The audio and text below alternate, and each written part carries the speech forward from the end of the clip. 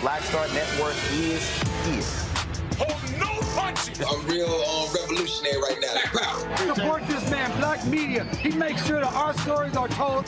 Thank you for being the voice of Black America, Roland. Stay black. I love y'all. All momentum we have now, we have to keep this going. The video looks phenomenal. See, this difference between Black Star Network and Black-owned media and something like CNN. You can't be Black-owned media and be scared. It's time to be smart. Bring your eyeballs home. You dig?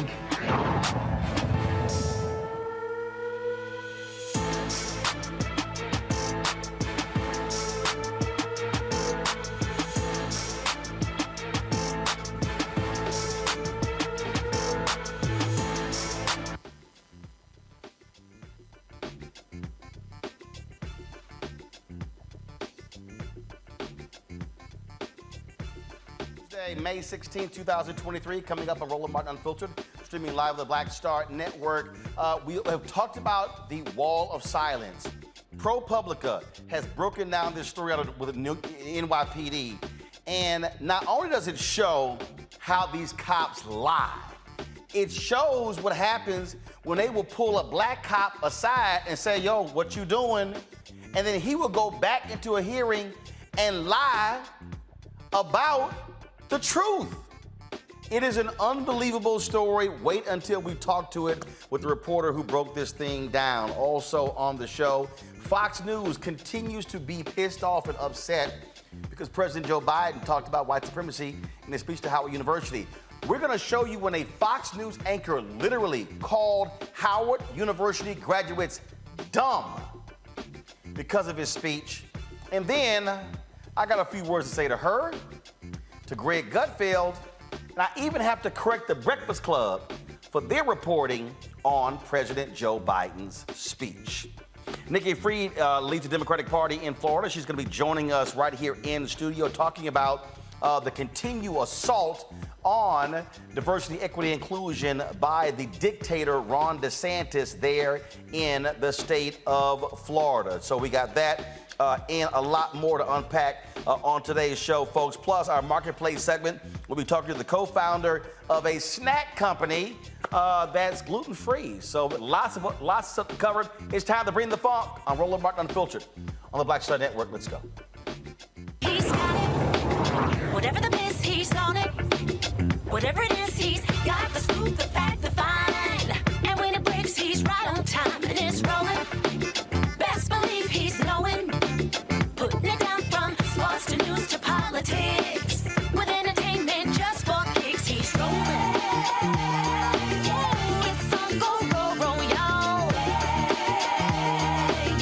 It's Roland Martin, Rolling with Roland now. He's funky, he's fresh, he's real, the best, you know he's Roland Martin now.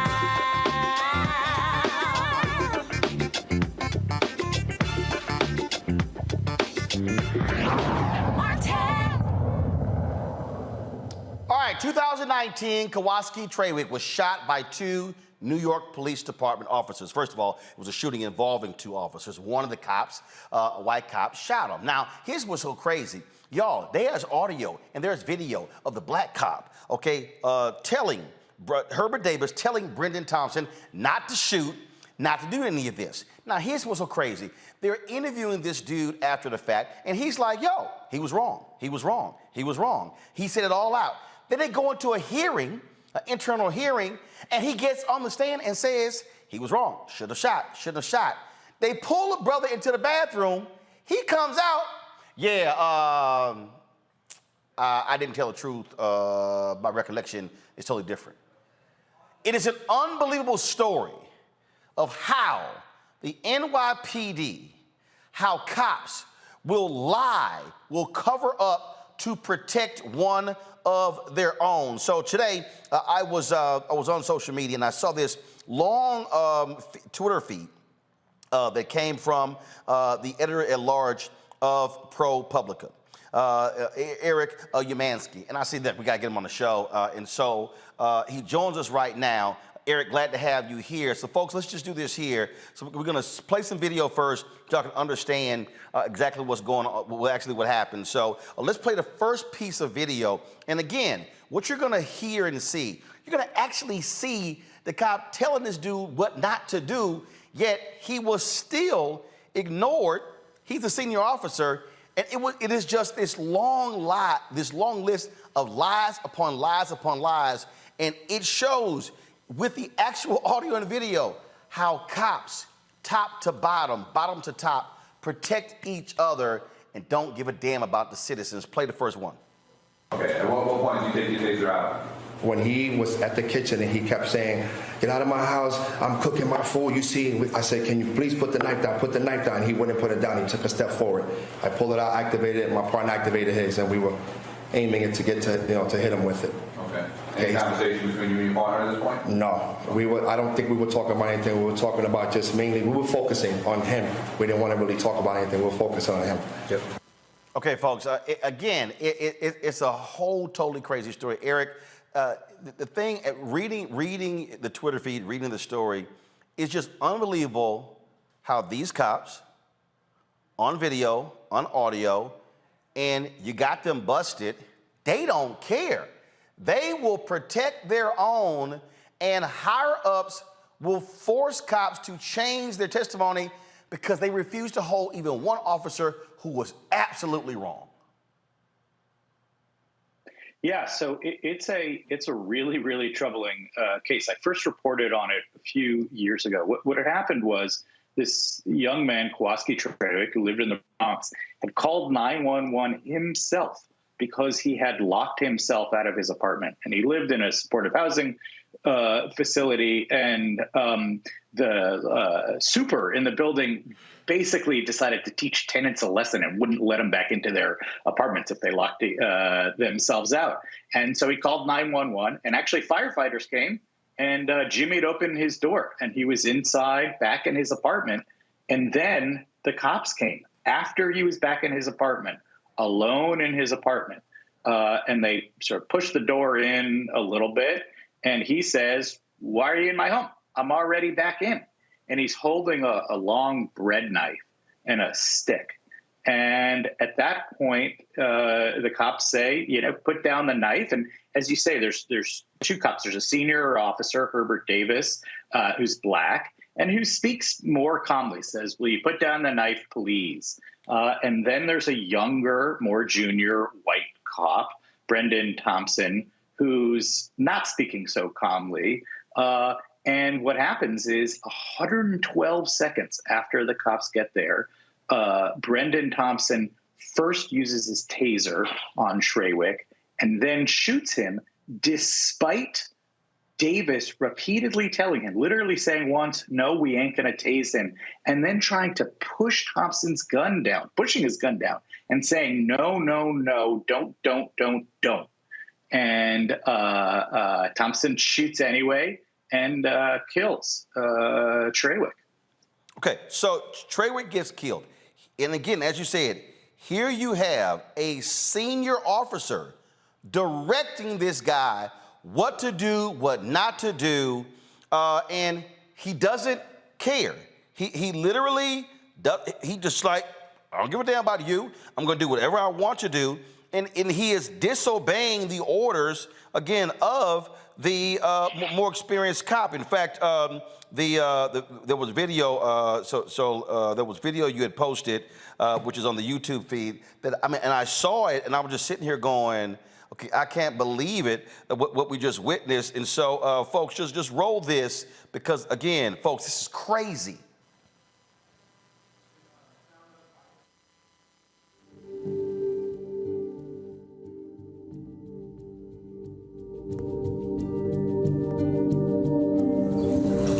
Man, let me tell you, it is beautiful, beautiful, beautiful outside.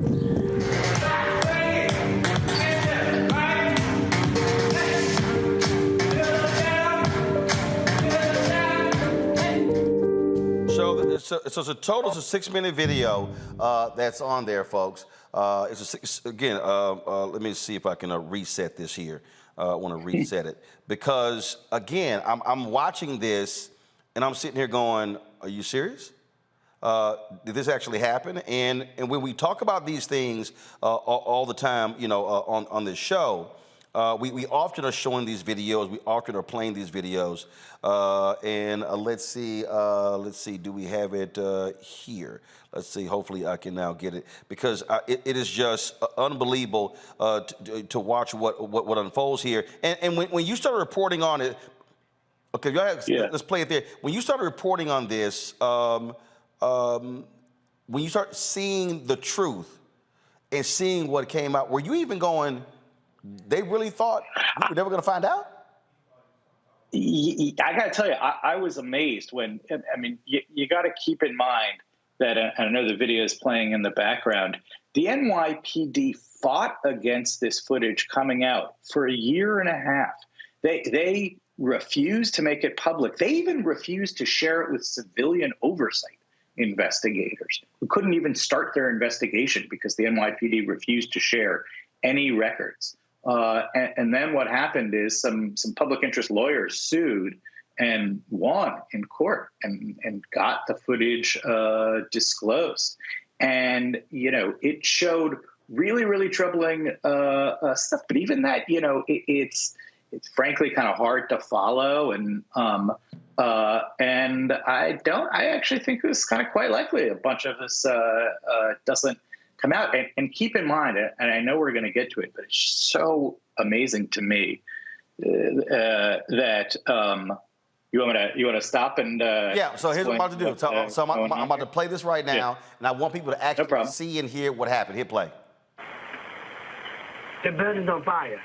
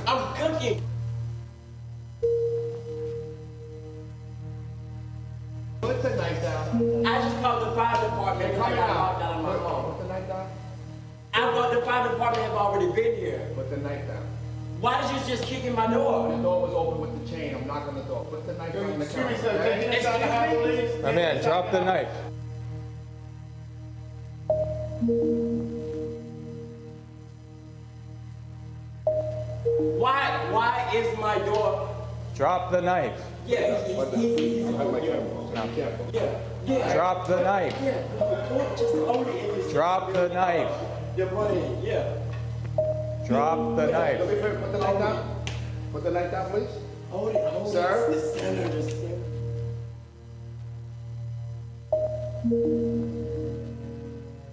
The center of the right there.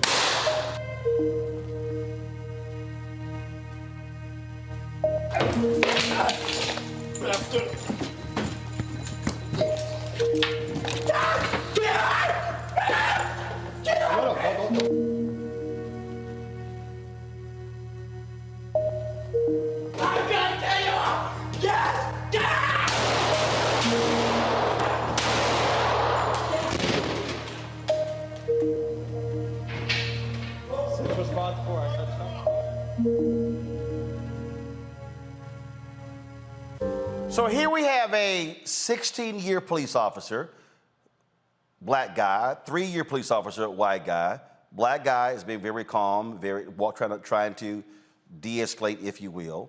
You got the 3-year cop. He's got his gun out and his taser out.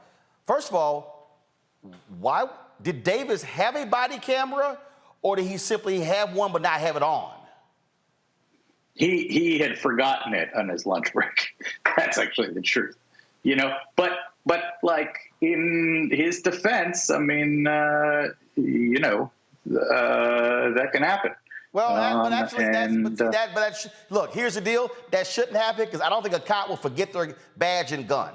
And this is one of those, because again, this is one of those things that if we don't have the body camera footage, we don't actually see or hear any of this because you really can't see it from the hallway camera. So you see him and you hear him literally saying, put the taser down. We're not going to tase this guy. And then he pulls his gun out. But there's and here's what's so crazy to me. You look at the video, Thompson is literally in front, Davis is in front of Thompson. So if anybody's in the most danger, it's Davis. But Thompson still doesn't give a damn. He is literally ignoring the senior officer on the scene. That's right. That's absolutely right. That's 100% right. Yeah.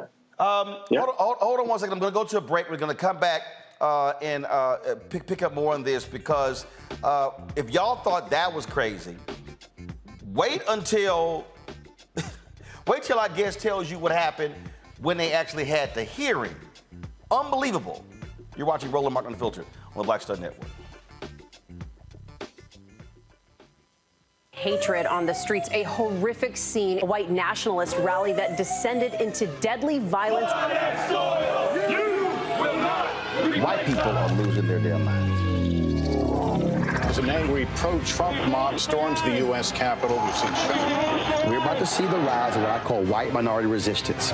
We have seen white folks in this country who simply cannot tolerate black folks voting. I think what we're seeing is the inevitable result of violent denial. This is part of American history. Every time that people of color have made progress, whether real or symbolic, there has been what Carol Anderson at Emory University calls white rage as a backlash. This is the rise of the Proud Boys and the Boogaloo Boys. America, there's going to be more of this. Here's all the Proud Boys, Dave. This country is getting increasingly racist in its behaviors and its attitudes because of the fear of white people. The fear that they're taking our jobs, they're taking our resources, they're taking our women. This is white fear.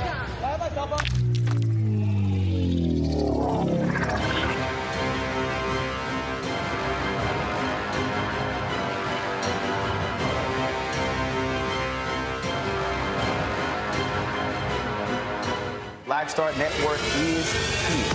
Oh, no punch! I'm real revolutionary right now. Thank you for being the voice of Black America. All momentum we have now, we have to keep this going. The video looks phenomenal. See, there's a difference between Black Star Network and black-owned media and something like CNN. You can't be black-owned media and be scared. It's time to be smart. Bring your eyeballs home. You dig? Black TV does matter, dang it. Hey, what's up, y'all? It's your boy, Jacob Lattimore, and you're now watching Roland Martin right now.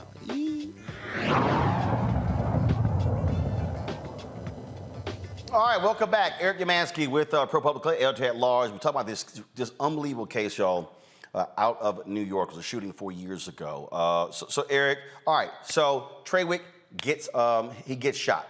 He's killed. 4 fired shot, 2 hit him in the chest. Now it's time for the investigation. Yeah. Share with folks That's what you call it. How shameful this investigation was.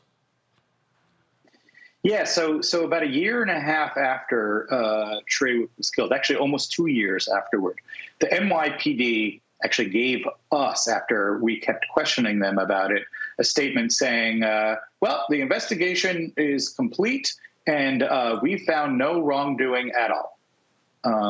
And I was like, well, how does that work? And the answer to that is, we're not telling you. They wouldn't say anything about it.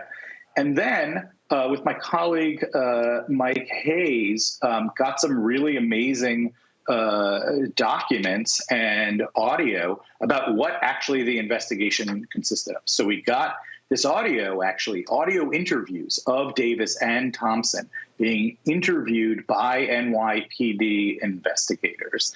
And it's really remarkable. And the reason it's so remarkable is because what the investigators don't ask them about. They don't ask them about the fact that Davis had tried to stop his partner from tasering and then shooting Trawick, even though it's on footage.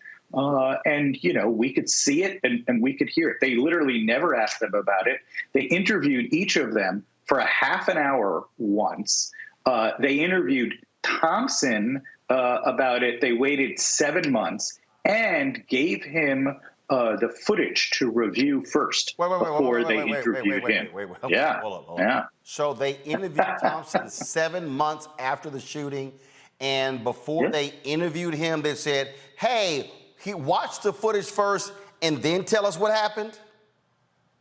That's right. You got it. That's correct. Yep. Okay. So then, then this thing goes to some internal NYPD, sort of like the tribunal, that's not public, right? Mm-hmm. Yeah. And the NYPD says basically okily dokily, no problem at all, clears the officers. But in New York City, right? Yeah. Go ahead. Yeah. In New York City, there's this thing called a Civilian Complaint Review Board, which is exactly what it sounds like. If civilians have complaints, you can lodge it, and has the ability to independently investigate, but then it can't punish officers itself. It's a rule that what it has to do if it wants to give serious punishment against officers is it goes to exactly what you were just saying, an internal NYPD tribunal that sort of looks like court and sort of smells like court, but definitely isn't court. So they have this hearing, and Davis testifies. What does Davis say first? So it's pretty amazing, and I wish we had a recording of this, but the NYPD doesn't allow recordings at its tribunals. So what happened was Davis is being interviewed by the Civilian Investigation Board lawyer, and the Civilian Investigation Board lawyer says, "So you tried to stop your partner from tasering Trawick?" And Davis says, "Yep." And he says, "And you tried to stop him from shooting Trawick?" And he says, "Yep." And he says, "So you think your partner made a mistake and that it didn't need to happen?" And he says, "Yes, that is correct. This could have all gone down differently." And then, so Davis, damn surprising. Davis goes, "Hey, no blue wall aside. This should not have happened. He should. I did this. This should not have happened." Then all of a sudden, potty break. Bathroom break. Potty break. So the lawyers for Thompson's, the lawyer for Thompson says, "Your Honor, we have a 5-minute bathroom break," which it had been a while since we had a bathroom break, I will say. And so everybody goes to the bathroom or whatever. Everybody goes out for a few minutes. And about 10 minutes later, we go back in, and I will say, I will tell you, and this is real reporting, I followed Davis into the bathroom. I did not see him chatting with anybody, but I wasn't there the whole time, and he might have been talking to other people. And about 10 minutes later, the trial restarts, and Davis gets up there, and now he's being questioned by his partner's lawyer, and says, I actually think the shooting was justified. Okay, wait. So first of all, this hearing, this internal, whatever we want to call it, took place when? Took place, that was on Friday. Okay, so Friday. So here we have a shooting that took place in 2019. On video, on audio, you have Davis saying, "Put the taser down, put the gun down, I'm not gonna taser this guy." You see his reaction after the shots are fired. In the interview, Davis is saying, hey, he should not have shot him. Here he goes in front of this hearing, and he says, flat out, shouldn't have shot him, shouldn't have went down. Bathroom break, comes back, yeah, I was wrong. 4 years. He has been consistent. 4 years. Now, all of a sudden, after a bathroom break with Thompson's lawyers, he changes his mind. Yeah, so that was a moment, right? And so actually, the civilian investigator lawyer gets up and says, wait a second, I want to understand this. You're now saying that you think your partner's shooting was justified? What made you change your mind over a 10-minute bathroom break? And literally, Davis's answer was, yeah, well, I had a chance to think about it. There's a line stuck in my head. I had a chance to think about it. And the lawyer says, let me ask you something. Right, go ahead. Go ahead. Look, the shooting was 4 years ago. You never had a chance to think about it over 4 years? And Davis says, nope, I have not. Okay, so what happened next? Was there a ruling? No. So then first of all, what happened was Thompson gets up there and says he doesn't recall anything. He doesn't recall his partner objecting. They said, well, it's in the video. He said, if you say it's in the video, it's in the video. I don't recall that. And on and on. There's nothing that he recalls, right? So there's Officer Thompson. And what happens next is the judge, and this is a person who actually works for the NYPD commissioner, will issue a ruling, which is actually a recommendation which goes to the NYPD commissioner, who can decide whatever they want, whenever they want it. And that is the system.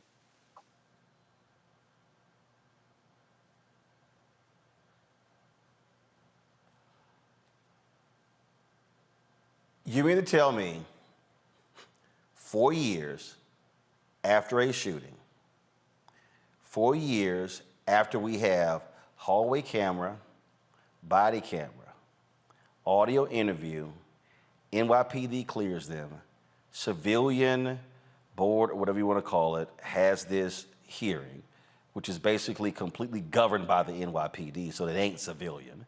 You can't record it, audio or video. Davis, 16-year black cop, flips his story. Oh, now I have to think about it. And these guys are still being paid. They've been on the force. Have both of them been on desk duty, or have they still been on the street? No, they are both still on the street, including Officer Thompson, who, by the way, has had complaints against him for undue use of force since shooting Trawick. Have we heard anything from Mayor Eric Adams?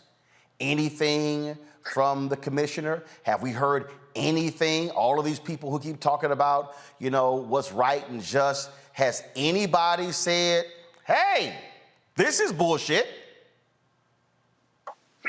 So you've had city council, the speaker of New York's city council has spoken up about it. Jemima Williams has spoken up about it, but has the mayor of New York City, Eric Adams? Not that I'm aware of. Wow. Ain't that quite interesting? Eric, keep us abreast of what happens. As you said, there's no timetable when the decision is going to be made. That's right. Yeah. Wow. Yeah. All righty. Yeah. All right. We appreciate great reporting here, Eric. Thanks a lot.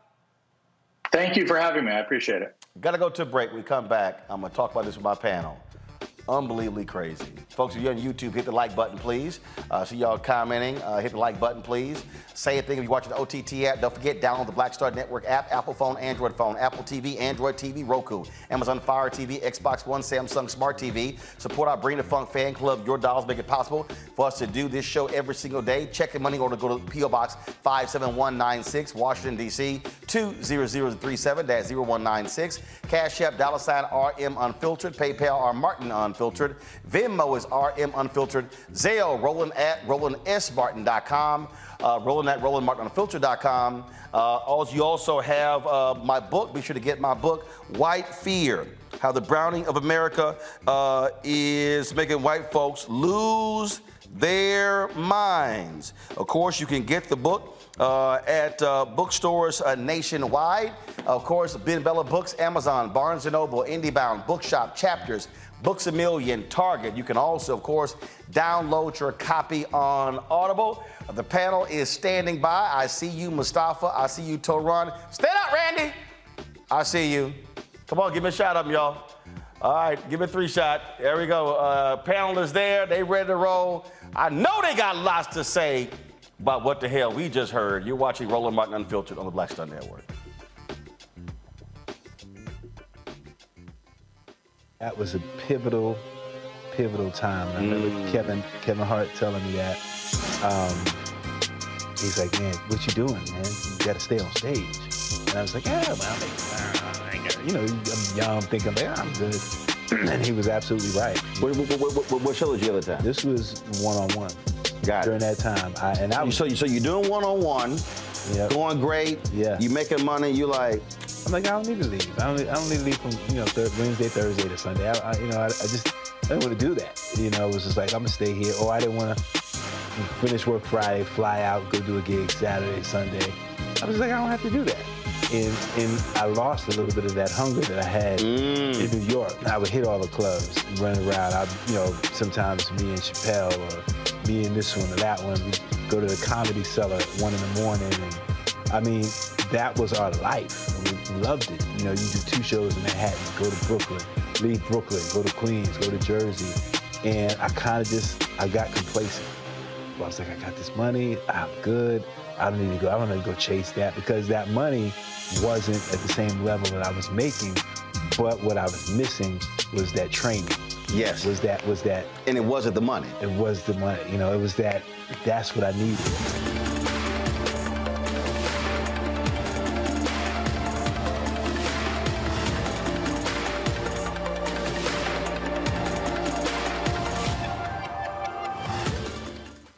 When you talk about blackness and what happens in black culture, we're about covering these things that matter to us, speaking to our issues and concerns. This is a genuine people-powered movement. There's a lot of stuff that we're not getting. You get it, and you spread the word. We wish to plead our own cause.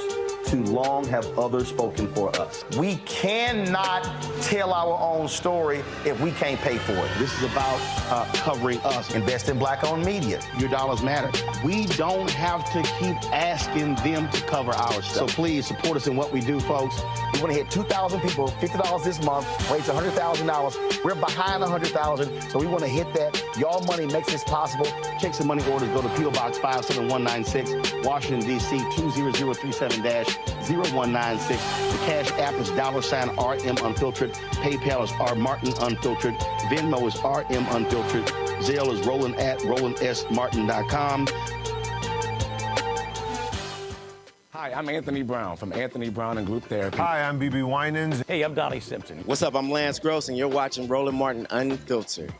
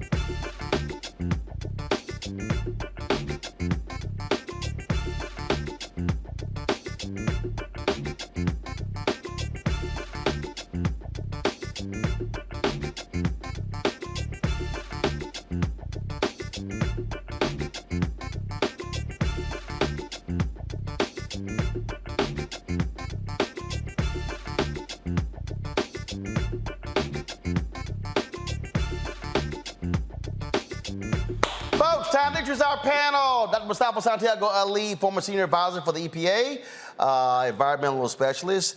We have, of course, Randy Bryant, the disruptor, the DEI disruptor. She and Mustafa from D.C., Torun Walker, founder of Context Media out of Atlanta. Mustafa, what we just heard was absolutely insane, and it goes to show you what happens when these cops, they will do whatever to protect themselves. And here's the deal: black cop covered for a white cop at blue wall is what's most important. It's about blue. It ain't black, it ain't white. Yeah, and it's just another example of why folks have such a difficult time in being able to trust police officers. You know, we expect that there are always going to be a percentage of cops who are going to be bad cops. You know, they're going to be the ones causing the police brutality. You know, unfortunately, the ones who are also taking our lives. But we also have expectations that, you know, that the cops are going to stand up. The people who want to be labeled as good cops, the ones who want to be trusted. And it gets even worse because this is actually built into the system. Lying is built into the law enforcement or policing system, if you really understand what's going on. You know, police officers lie during investigations when they're out there trying to gather facts and trying to move people in one direction. When you take folks into the interrogation room, we know that there's lying that happens there. We saw in the Breonna Taylor case that there was lying also that happened in relationship to the arrest warrants. So, you know, we continue to see this time and time and time again. And what it comes down to is that they are protected. And that's where that blue wall of silence comes in place. And if you happen to speak out against that, then there are ramifications. If you are a police officer, or often if you are also in other occupations, if you call out that part of the injustice, then you are blackballed. You are also seen as someone who doesn't support making sure that communities are safe. And it's all a false narrative. These people do not care, Randy. They don't care. And then you have a system that literally is rigged for the cops to get away with it. The internal investigation, then the so-called civilian investigation that the NYPD runs. How the hell do you have an investigation and then a second investigation and they run both? Right. The police are policing themselves. The police are policing themselves. So, of course, there's going to be no accountability or change. We have to get outsiders involved in this. You know, it was interesting to me when I watched that tape and the seasoned officer was directing the young white officer not to tase and not to shoot, and how that officer disregarded the black officer. And I really would suggest that it was because he was black, that he really did not have a value for black people altogether. He almost seemed anxious to injure this black man in some way when he had his taser and his gun out at the same time. He wanted to injure this man. And that's what was scary about it. But then after all of that, the black man, who the black police officer, who to me was disregarded by the white police officer, went on to defend him, to provide a defense for him and completely change his story. It's just sad. I mean, it just shows how thick that wall is and how quickly those, you can change someone.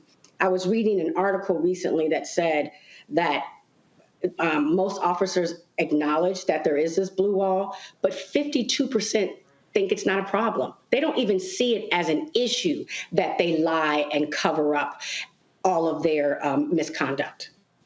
And here's the thing, Torun, where are all the Blue Lives Matter people? Where all the people talk about what's right and what's fair and what's just?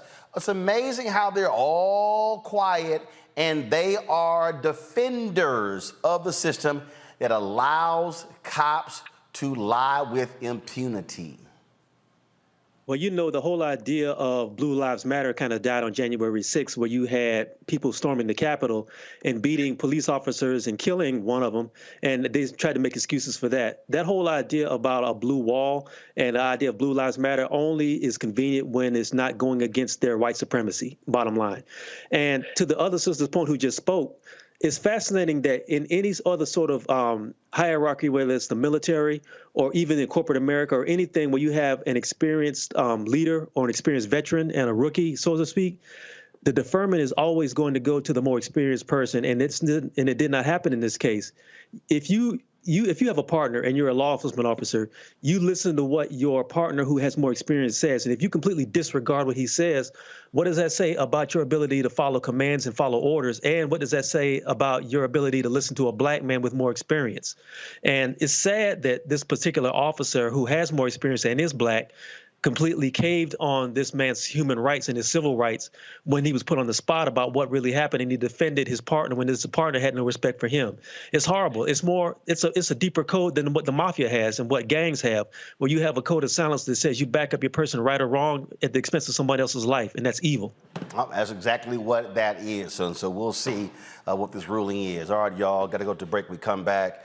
Fox News, boy, they are mad as hell at President Biden for discussing white supremacy in his speech to Howard University. I got a few things to say to one Fox News host who literally called the 2023 4,000 student graduates of Howard University, called them dumb because she didn't like Biden's speech. And then Greg Gutfeld, he says white supremacy, it's not a thing in this country. Really? Time for another deconstruction. That's next. You're watching Roland Martin Unfiltered on the Black Star Network.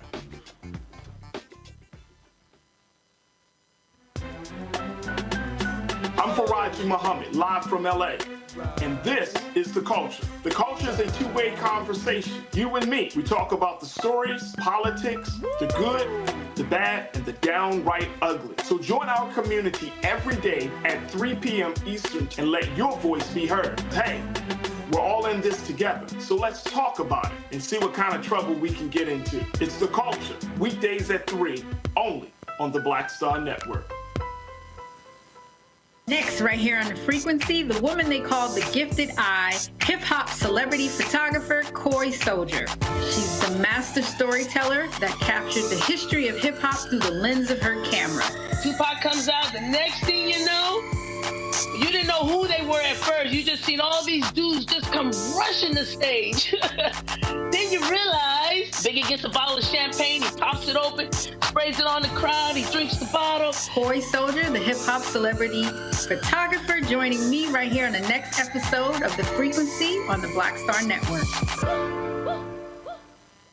On the next, A Balanced Life with me, Dr. Jackie. What does it mean to actually have balance in your life? Why is it important and how do you get there? A masterclass on the art of balance. It could change your life. Find the harmony of your life. And so what beat can you maintain at a good pace? What cadence can keep you running that marathon? Because we know we're going to have high levels, we're going to have low levels, but where can you find that flow, that harmonious pace? That's all next on A Balanced Life on Black Star Network. Ha ha ha ha ha ha ha yeah. Hey, I'm Antonique Smith. What up, Lana Well, and you are watching Roland Martin Unfiltered.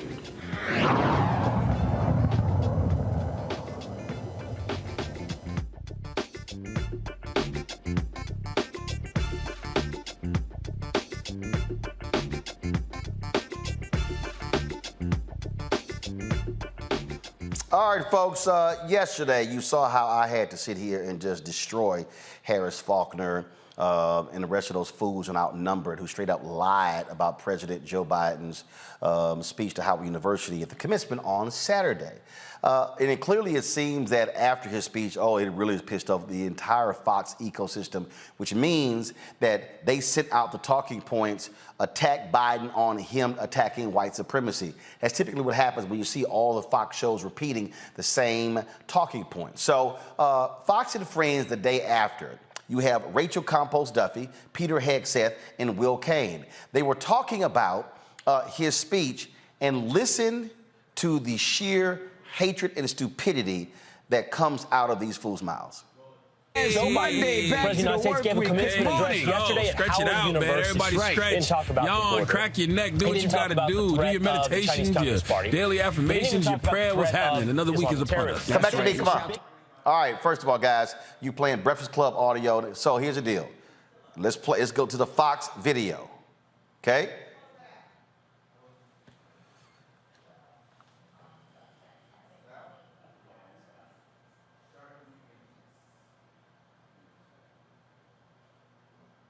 Let's play the Fox video. Diversity. He didn't talk about the border.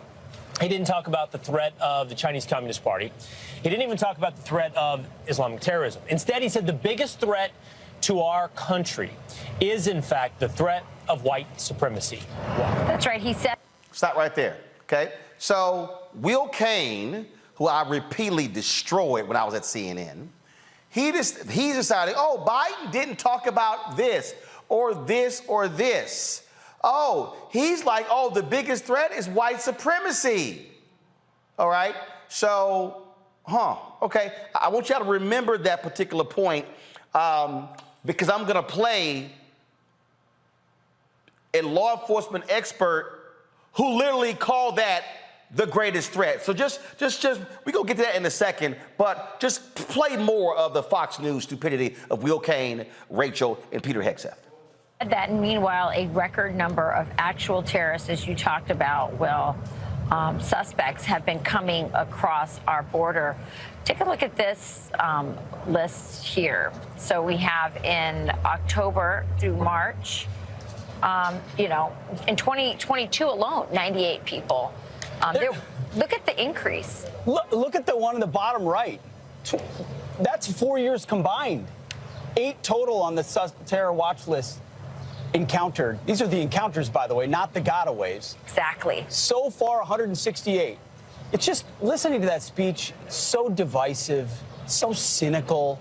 It plays into the conversation they want to be having about MAGA Republicans and threats to democracy.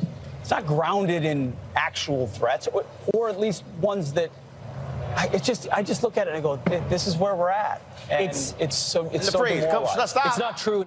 Now, I want you to understand, this conversation was actually held on the 1-year anniversary of the shooting in Buffalo where 10 black people were gunned down by a white supremacist, by a racist. No mention of that. And then you see look at that bottom right number. Look at the number. There were more white domestic terrorists on January 6, 2021 than they claim that's crossing the border. Oh, and then you heard him. Well, they would have blamed MAGA. Yeah.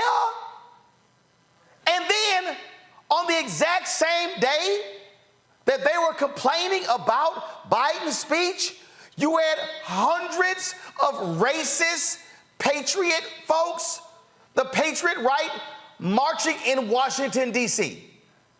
Literally, they were marching in Washington, D.C.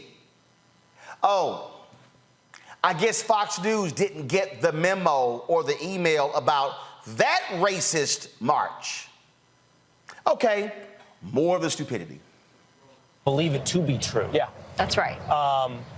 If he believed it to be true, we'd be talking about a level of incompetency that would be unmatched in the Oval Office, in the White House. If it were to be true, we'd be looking at a president that is totally ignorant of the threat of the Chinese Communist Party, Islamic terrorism, terrorists coming through the southern border. We would be looking at a president so frivolous and ignorant that it would represent in and of itself a national security threat. Yeah. The sheer ignorance, the incompetence, the stupidity is you, Will Cain. It's you, Rachel Compost Duffy. It's you, Peter Hegseth. When the three of you combined don't even have the IQ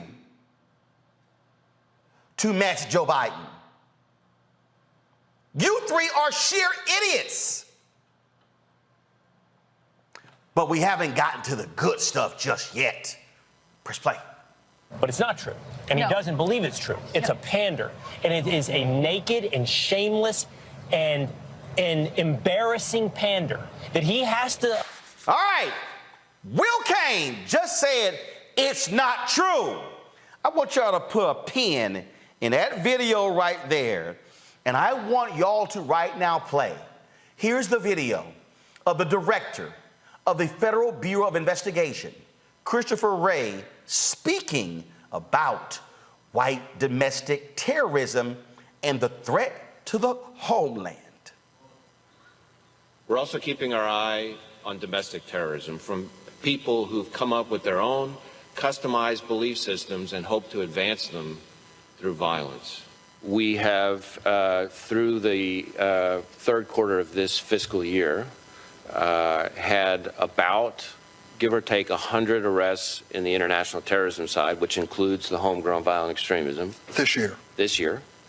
But we've also had just about the same number, again, don't quote me to the exact digit, on the domestic terrorism side. And I will say that a majority of the domestic terrorism cases that we've investigated are motivated by some version of what you might call white supremacist violence, but it includes other things as well.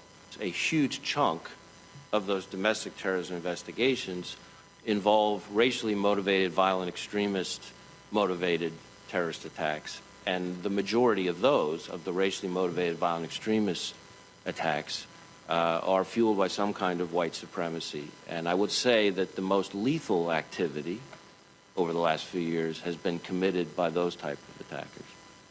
It used to be that some angry, demented guy living in mom's basement, not that there's anything wrong with that, in one part of the country is now able to communicate with the similarly angry guy in grandma's attic in another part of the country, and they get each other spun up now. And how to separate who's being aspirational versus who's being intentional. It won't shock you to learn, and hopefully not other members of the committee, that the amount of angry, hateful, unspeakable, combative, violent even rhetoric on social media exceeds what anybody in their worst imagination is out there. Terrorism moves at the speed of social media, and you have the ability of lone actors disgruntled in one part of the country to spin up similar like-minded individuals in other parts of the country and urge them into action. Here we have the head of the FBI laying out the sheer threat of white domestic terrorism. Go to my iPad. This here's the New York Times. Top law enforcement officials say the biggest domestic terror threat comes from white supremacists. Who says that? The Secretary of the Department of Homeland Security. It's his job to actually know these very threats. Last year, a former head of the Department of Homeland Security's intelligence branch filed a whistleblower complaint in which he accused the department of blocking a report about the threat of violent extremism and described white supremacists as having been exceptionally lethal in the abhorrent target attacks in recent years. Who was the president the previous year? The president the previous year was Donald Trump. The same Donald Trump who welcomed those white supremacists on January 6th. But on Fox News, oh no, Biden's the problem. They say Biden's lying, Biden's incompetent. The same Biden who spoke about the threat of white supremacy in his State of the Union address this year, in his address to Congress, the joint session when he first got there. This ain't new. Ain't the first time he said it. But you gotta understand, the white nationalist audience, they watch Fox News. That's why Fox is so angry at Biden because of this. Now, let's go back, because I have not played yet the best of the sheer stupidity of what we heard on Fox News. Press play. He has to put a punctuation mark of, and I'm not just saying that because I'm sitting here in HBCU. Yes, you are. And you know what we could do? We could roll the tape of Joe Biden throughout his career as a politician and all of the racist statements that he has made. Look, not subject. Again, Will Cain said he's only saying it because he said it at HBCU. Will Cain, you are an absolute liar. I exposed Harris Faulkner and her lies yesterday. He said it in the State of the Union. He said it in his first joint session of Congress. He said it in a summit at the White House. He said it in 2019 when he was running against Trump. You are when he was speaking in Iowa, 86.6% white in that particular town. You were lying. But you weren't bright when you were at CNN, which is why I was easily debating you. And so you absolutely are with the cast of dummies now at Fox News, people who clearly don't know how to use Google. Press play. Objectively racist statements he has made throughout his career and say, this is your knight in shining armor? This is your man to take down white supremacy? He's pandering, and if it can't be seen, you're blind. Well, it's also it's a political strategy. And we had on this guy named Gene from America First Legal, who uncovered that our, federal law enforcement is actually going after these supposed white supremacists, and they had these ridiculous, comical profiles of pro-life moms and, conservative dads, in rural America. And meanwhile, we have this list of 168 terrorists coming across our border in just the last few months. So, that's crazy. But it's so, I'm going to just say it, I think it's evil. It's evil to take a country as good as ours, a country that really, if you look at people's everyday interactions with people of other races and cultures here in America, they're by and large, 99.9% peaceful, loving. People want to live in America the way Martin Luther King had it, where we don't see color, we look at people's character. That's who we are, and yet for political gain, because he has failed so much as a president and taken our country so down, he understands the only way he could win is to convince some pretty dumb college kids at that university, if they believe him. Well, what a disservice. It's a disservice. If they believe that this country is full of white supremacists and that's our number one threat. But look, you saw in 2020, Pete, during those riots, a lot of people can be convinced that this is a racist country. That's being taught at that university and at universities across America. So that statement is not surprising to the ears of those kids or to the ears of most college kids across America. They've been programmed to believe that is true, most of which have never left the country, never seen real. You want to see real racism? Travel the world. Yes. Travel the world outside of our borders. We have our sins of our past and things we've had to get through in this country. There's no doubt. But man, when you look at the way Americans live together in everyday life, ignoring the issue of race, it's a special thing, and they're trying to ruin that. Cynical. No question about it. You got 3 ignorant, incompetent white people at Fox News actually trying to tell black people, especially 4,000 black students at Howard University, that she called Howard graduates dumb. Let me explain something to you, dumbass Rachel Campos Duffy. My niece graduated summa cum laude from Howard with a degree in architecture and is getting her master's next year. I was there. You, Rachel, can kiss my ass. Will Kane, you can kiss my ass. And you know better, Will. And Peter Hegseth.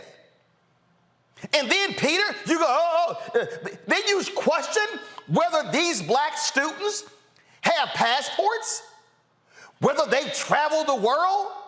You 3 dumbasses haven't even traveled Black America. I dare you, Peter Hegseth and Rachel Campos Duffy and Will Kane, I dare you to visit Howard University. They don't know racism when those students were subjected to bomb threats. Today, Jackson State University was closed down because of a bomb threat. Numerous HBCUs across America endured bomb threats, and you 3 assholes have the audacity to say they know nothing about racism?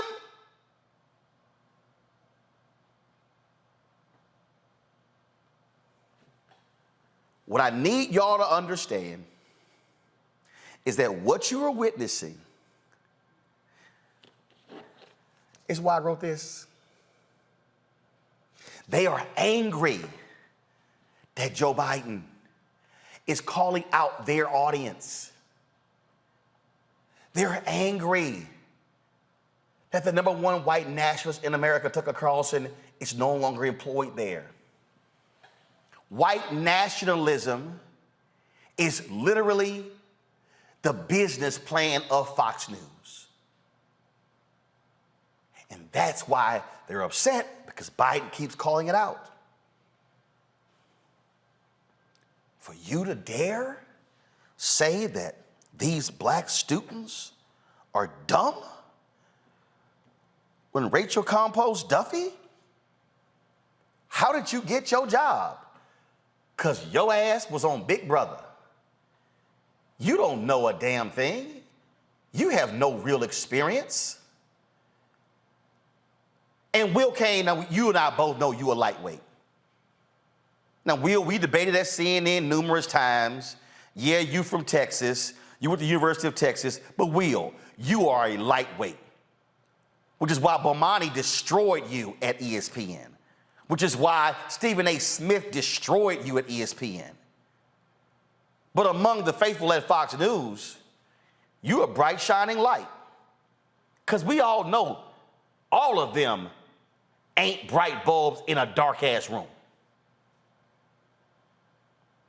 The reason I play all of that for y'all, because I need you to understand the sheer hatred that is going on in this country, and for you to understand what is at play and what their strategy is. And their strategy is they need to gin up their white base for next year's election. If you think I'm lying, remember, I destroyed Harris Faulkner, her outnumbered crew yesterday. They went on at noon yesterday. While we were on the air, Greg Gutfield had his own comments about Fox News. We're going to play those after the break. Then I'm going to go to my panel. And then we're going to talk with Nikki Fried, who leads the Florida Democratic Party, because you got Ron DeSantis, who is the head cheerleader of the white nationalists, and what he's doing, attacking diversity, equity, inclusion, and doesn't want the race being discussed in Florida. I need y'all to understand, I call this. I've been talking about white fear since 2009, and what you're seeing play out, you're seeing the white nationalist network, fake Fox News, get upset because Biden is there calling it out. You're watching Roland Martin Unfiltered on the Black Star Network. Hatred on the streets, a horrific scene, a white nationalist rally that descended into deadly violence. White people are losing their damn minds. As an angry pro-Trump mob storms the U.S. Capitol, we've seen shooting. We're about to see the rise of what I call white minority resistance. We have seen white folks in this country who simply cannot tolerate black folks voting. I think what we're seeing is the inevitable result of violent denial. This is part of American history. Every time that people of color have made progress, whether real or symbolic, there has been what Carol Anderson at Emory University calls white rage as a backlash. This is the rise of the Proud Boys and the Boogaloo Boys. America, there's going to be more of this. Here's all the Proud Boys, guys. This country is getting increasingly racist in its behaviors and its attitudes because of the fear of white people. The fear that they're taking our jobs, they're taking our resources, they're taking our women. This is white fear.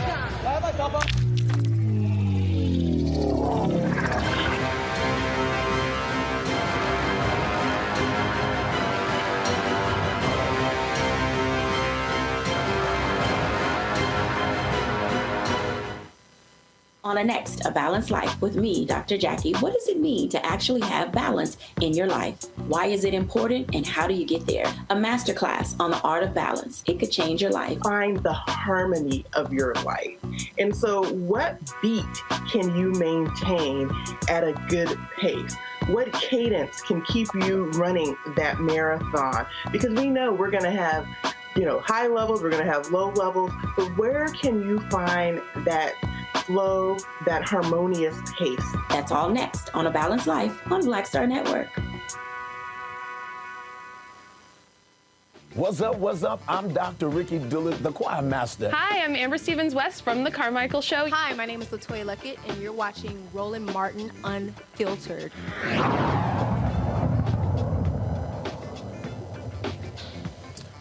So one of the most incompetent people who has no business being on any news show on any network is Greg Gutfeld. He decided to get involved, get his take on what's happening. Because, you know, I'm telling y'all, Fox News distributed their talking points across the network, and the gutless wonder himself, Greg Gutfeld, this is what he had to say about Biden's speech on white supremacy.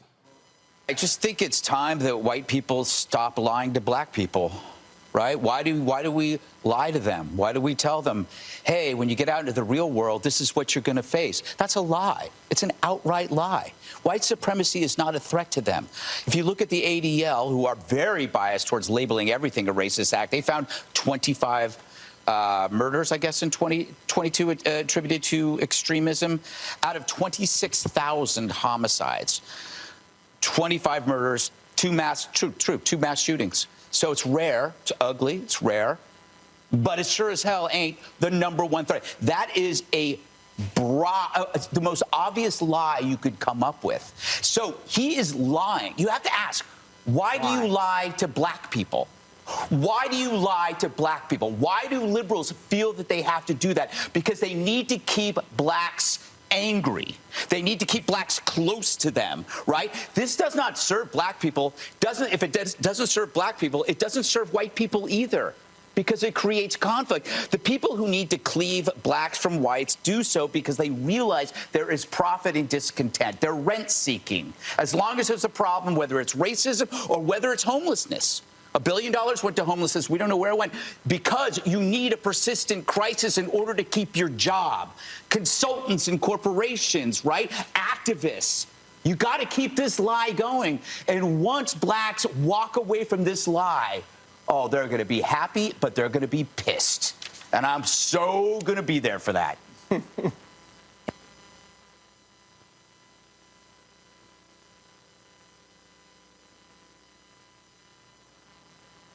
Greg, how many black people do you actually know? Seriously, Greg Gutfeld, you ever been to Essence Festival? You ever been to the Cincinnati Music Festival? Congressional Black Caucus Foundation? Hell, Greg, has your pale ass ever been to an HBCU game? Ever? And then I love this here. It's the liberals and they're getting black people fired up. Dude, your white savior, Donald Trump, literally that was his campaign. He stoked white fear the moment he came down the escalator. That was what he did. The numbers don't lie. The dramatic increase in racial attacks, the dramatic increase in the sort of racial violence rhetoric on the social media. Donald Trump. And again, why were those white domestic terrorists outside of the Capitol on January 6th? Because Donald Trump was angry about black people voting in Atlanta, Philadelphia, Milwaukee, and Detroit. He kept naming them. Oh, I'm sorry. He named them again in the CNN town hall, which was a joke.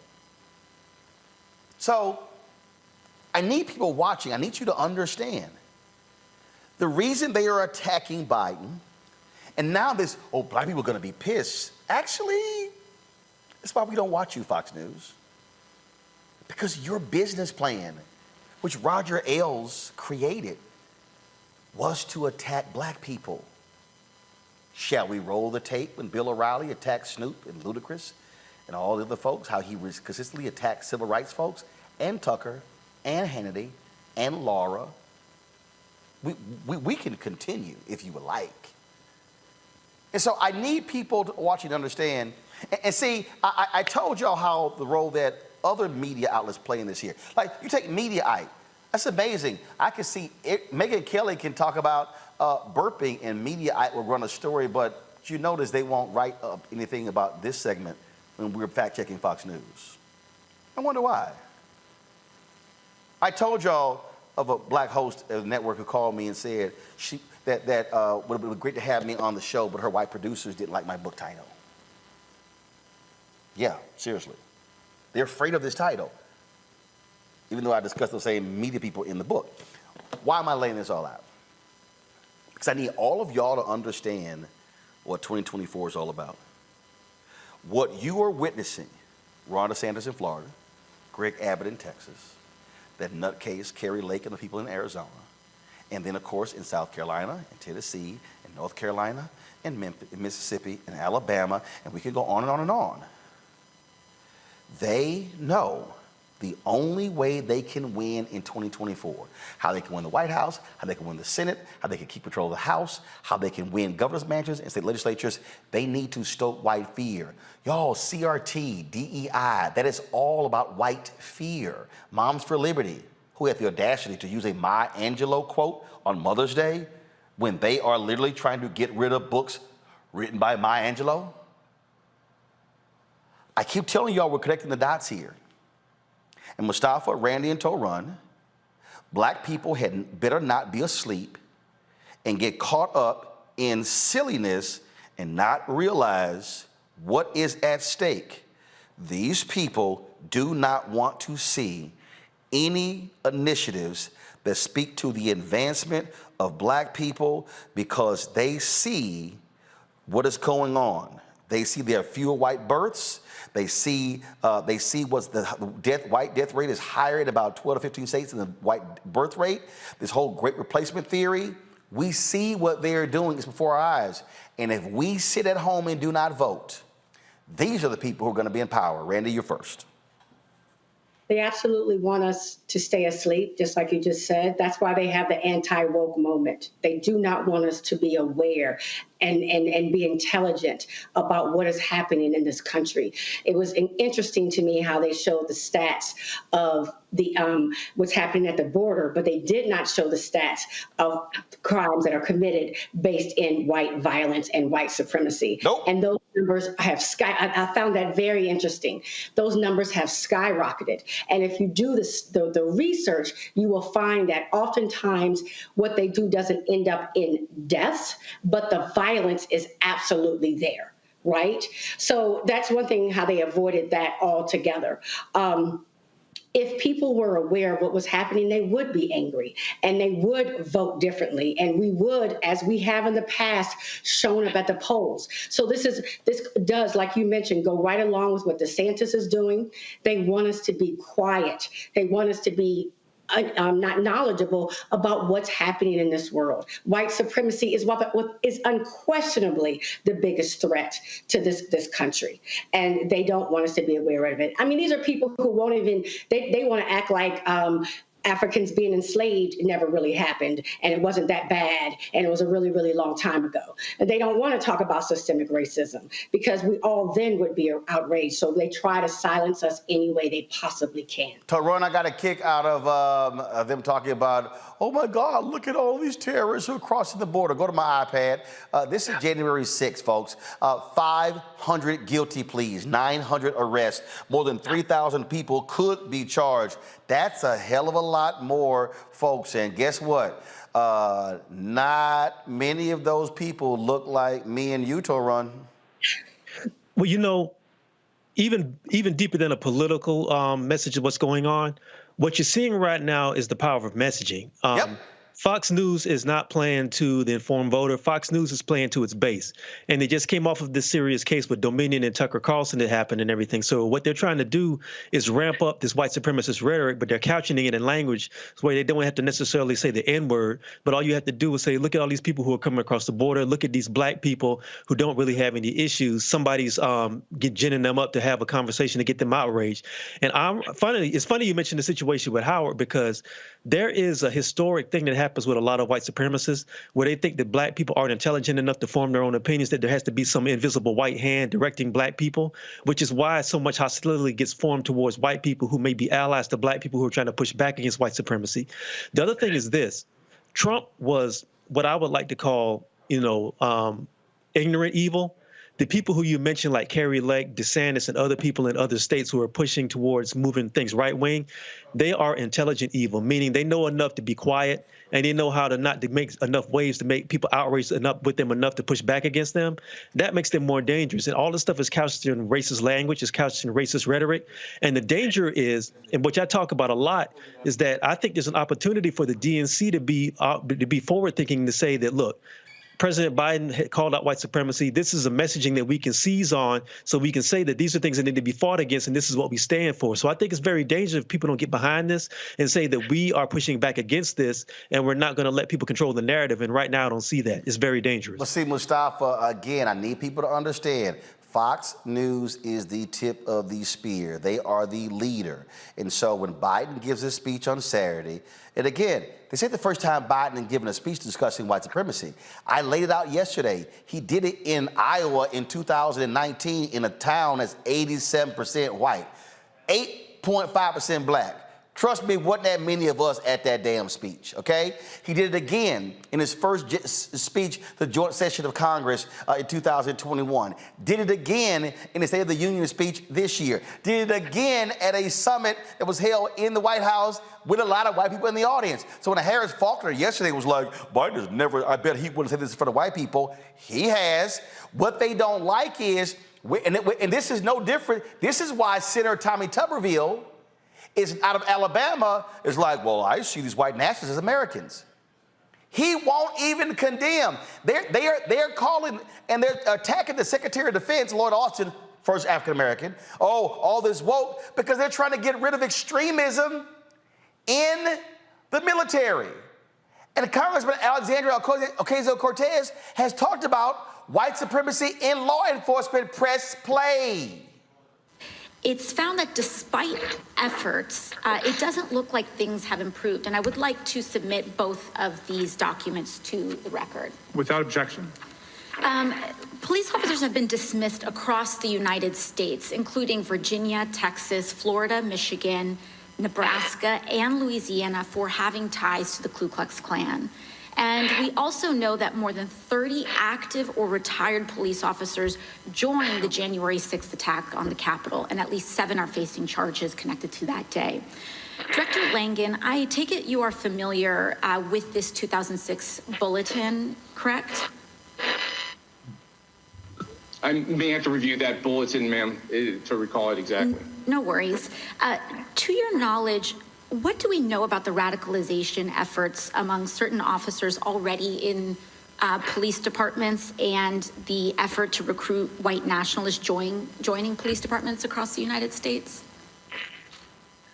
Yes, ma'am. Well, as I mentioned before, individuals that are in positions of trust and have radicalized ideas and gravitate towards hate and violence are very Go to my concerning. iPad. This is from a Reuters investigation, May 6, 2022, where they lay out U.S. police trainers with far-right ties are teaching hundreds of cops. What we're seeing here, Mustafa, is that these radical extremists, these white nationalists, these white supremacists are invading military, law enforcement. This is real. The data is there. And that's why that's why the Department of Defense wants them out. And guess what, Mustafa? When the bill was put forth to actually investigate and root out neo-Nazis and the white supremacists in our military and law enforcement, nearly every Republican in the House voted against it. That is why Fox News is pissed off at the Biden speech at Howard. Final comment. Yeah, I mean, all you have to do is go back. So let's go back.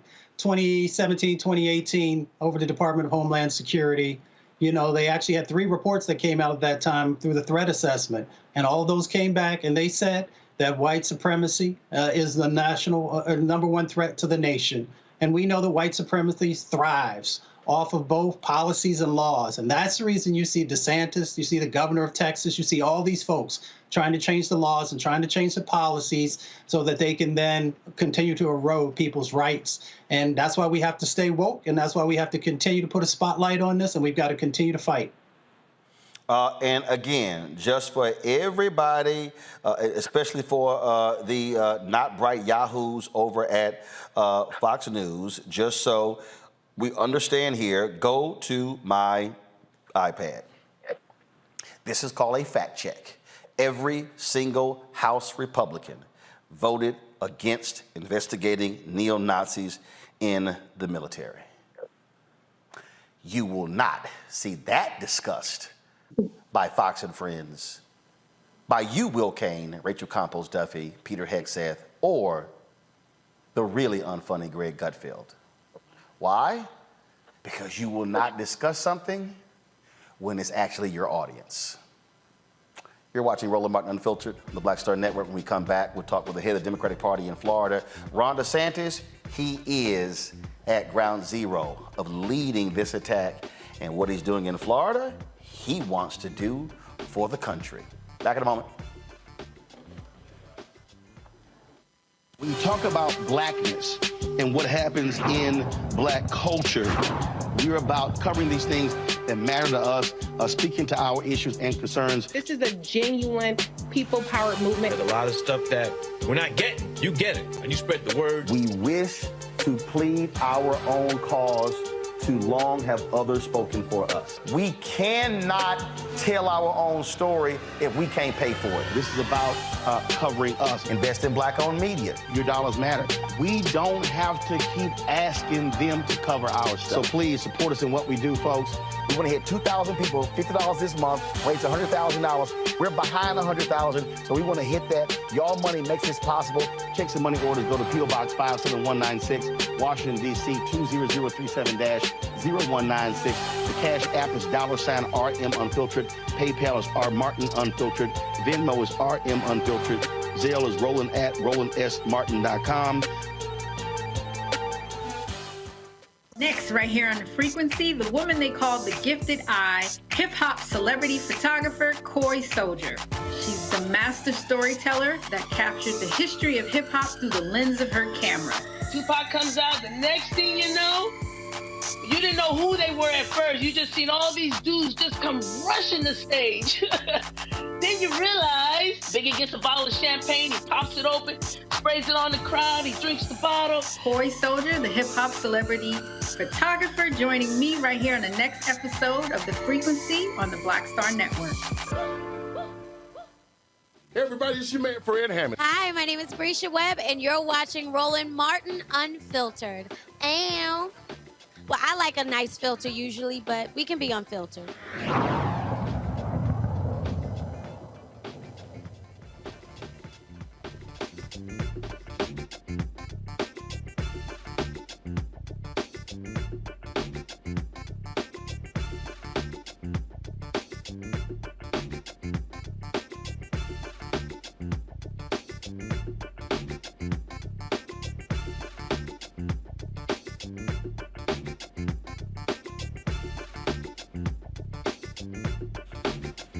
All right, so all stuff that you saw me just lay out that Fox News cannot stand being talked about, we're seeing happen in real time in Florida.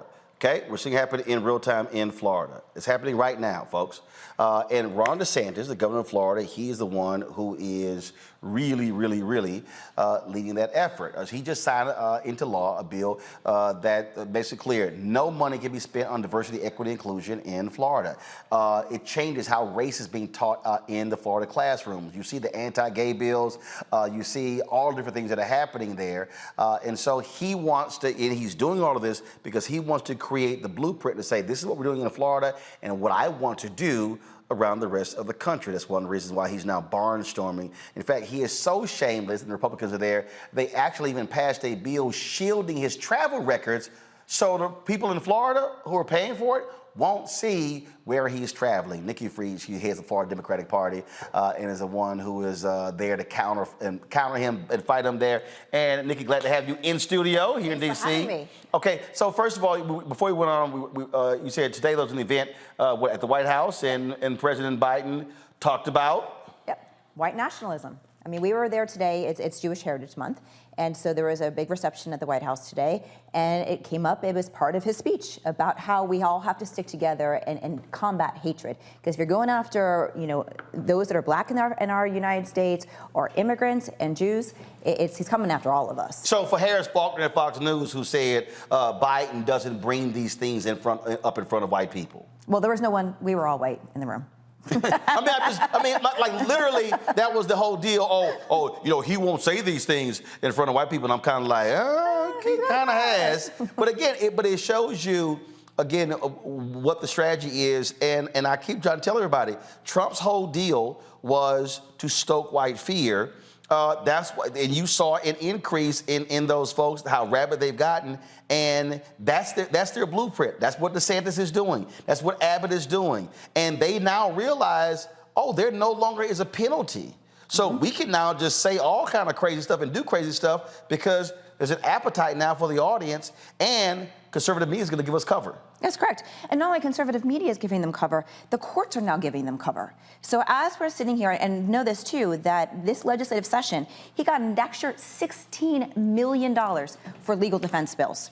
And the Republicans are saying, well, Democrats, stop suing us. I was like, well, stop stepping on my constitutional rights. But that's what's happening, is that now he's stacked the courts, and all these states have stacked the courts. So even if we are finding there are unconstitutionality issues here, who's coming to our aid?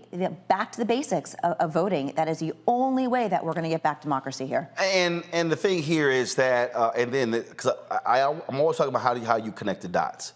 Again, supermajority in Florida. So Republicans, they don't have to listen to Democrats. The same thing in a number of these southern states. And so there's so many Democrats who keep being fixated on national elections, not realizing there's tremendous amount of the power in the states. And in many ways, they've said, okay, y'all can do whatever y'all want in D.C. We're gonna unleash our power. Florida, Georgia, Mississippi, Alabama, North Carolina, now with one Democrat flipping, they now have a supermajority in North Carolina. I think they're voting as we speak to override the governor's abortion veto. South Carolina. And we could go on and on and on. In fact, the only reason South Carolina didn't pass that abortion bill because you actually had some Republican women who stood up and said, hey, this has gone too damn far. But we're seeing this. They are wielding their power. Correct. They're wielding their power, and they're doing everything with their power to make sure they stay in power. Yep. So everything to suppress votes. I mean, look what happened last year. DeSantis arrested 20 individuals that were returning citizens right before the election. Yep. So what do you think happened? Everybody who was a returning citizen, who we've all worked so hard to get back onto the rolls, get back into society, all stayed home on the field. It was a chilling effect. Correct. Because they were so pissed off with what Desmond and Sheena Mead and others did with the Florida Rights Restoration Coalition, and they are afraid those 1.4 million people are going to vote against them, which is why they then went back in and changed the rules by saying, oh, no. You got to pay all your fines and everything off before you can actually get your right to vote. And in those cases, charges all got tossed. All of them. All of them got tossed. But they keep now going, and now they've got this power. So they're changing the voting laws. Now they're changing all this stuff with education. And so they're doing everything. And look at the gerrymandering of the districts. First time in history, DeSantis writes the maps and draws the congressional maps. And you know when he announced? He literally blew off his own party. No, I'm going to do it. I'm going to do it. And you know when he announced them? He announced and launched it on Martin Luther King Day. Why did he do that? To go after the Voting Rights Act. This has been their plan, trying to dismantle the minority access districts, took Al Lawson out of his seat, and now we're still in the courts. This is what they do. So now that they have power, they want to make sure they do everything in their power to keep it. So I had a meeting yesterday, and we were talking about preparing for 2024. And the thing that I have said to Democrats, to progressives, to all the people who are trying to oppose what we're seeing, I said, folks, you can't be waiting for May of 2024. You can't be waiting for January. I said, there should be right now massive voter education. Explain to people, one, what the opposition is doing, two, what Democrats have accomplished, three, what they plan to accomplish, and laying the stakes out, what will happen. This is what America will look like, or what the state will look like if these folks continue to do more. We saw how they silenced the folks in Tennessee. They silenced the transgender elected official in Montana. They silenced the non-binary woman in Oklahoma. They're using their power to say, you can't even talk. And you know what the crazy part is? They're doing it under the church. They're doing it all under religion. And that so many of the speeches that I've heard, God told me to do this. This is all about God. You know, I believe in a God that, you know, wants equality, justice, you know, making sure that you're respecting one another. But this is their game plan. It is to shut out everybody who is in opposition. That is not what democracy is about, and that's not how this country was built. This country was built on giving everybody an opportunity, and truthfully, that's not how it started. But that's how we are every single day trying to make this a more perfect union. And yes, we've got to be starting now, talking to everybody in our state, in our country, of what is happening on the ground and the impact of these elections. And you're right, local elections, state elections are much more impactful than what's happening in Congress. So how are you trying to reach that disaffected voter, trying to reach that independent white voter, trying to reach that disaffected black voter, because Florida is a perfect example of how those things have disintegrated. What used to be a blue state then became a purple state, now very much is a red state. And so many people have simply said, I mean, they just totally checked out. Yeah, I mean, it's going back onto the ground. I mean, that is something that you always have to do, that knocking on doors and being able to have that one-on-one conversation is really what is so essential here. And unfortunately, the Democratic Party in Florida didn't do that for the last couple of election cycles. And so now we're having to play catch up, that all of the narrative, Ron DeSantis has taken all the oxygen out of the room in Florida. And so to have a conversation, I mean, I was out there, pounding the pavement for years. The first time that I called him a dictator was in March of 2020. Everybody thought I had lost my mind. Oh my God, she's called him a dictator. I said, you're right, I'm watching what is happening. And so we have to get back onto the ground, back onto door knocking, having those conversations, going to areas where we haven't been in many, many years, and to have those conversations about what exactly is happening to our state and to our country. And God forbid that Ron DeSantis becomes president of the United States. You and I are going to end up in jail somewhere because he's going to use the power of the police to do something to take away our rights. And I don't think people say, oh, that's hyperbole. No, it is abundantly clear what their strategy is. Hold tight 1 second. We come back. We're going to bring our panel. They got their questions. They can ask Nikki as well. Again, folks, I'm telling y'all, understand they are executing their game plan.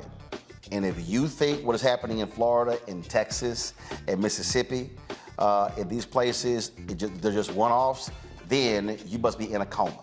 Folks, be sure to support us in what we do. Download the Black Star Network app, Apple phone, Android phone, Apple TV, Android TV, Roku, Amazon Fire TV, Xbox One, Samsung Smart TV. Of course, you can also support our Bring the Funk fan club. Your dollars make it possible for us to do what we do. Check in money orders. Go to P.O. Box 57196, Washington, D.C. 20037. That's 0196. Cash App, $RM Unfiltered. Of course, PayPal, R. Martin Unfiltered. Venmo is RM Unfiltered. Zelle, Roland at RolandSMartin.com. Roland at RolandMartinUnfiltered.com. And of course, be sure to get a copy of my book, White Fear, How the Browning of America is Making White Folks Lose Their Minds. That cover image from January 6th, there's a reason why it is there. We'll be back in a moment. Next on the Black Table with me, Greg Carr. We look at one of the most influential and prominent Black Americans of the 20th century. His work literally changed the world. Among other things, he played a major role in creating the United Nations. He was the first African American and first person of color to win the Nobel Peace Prize. And yet today, he is hardly a household name. We're talking, of course, about Ralph J. Bunche. A new book refers to him as the absolutely indispensable man. His lifelong interest and passion in racial justice, specifically in the form of colonialism. And he saw his work as an activist and advocate for the Black community here in the United States as just the other side of the coin of his work trying to roll back European empire in Africa. Author Cal Rostiala will join us to share his incredible story. That's on the next Black Table, here on the Black Star Network.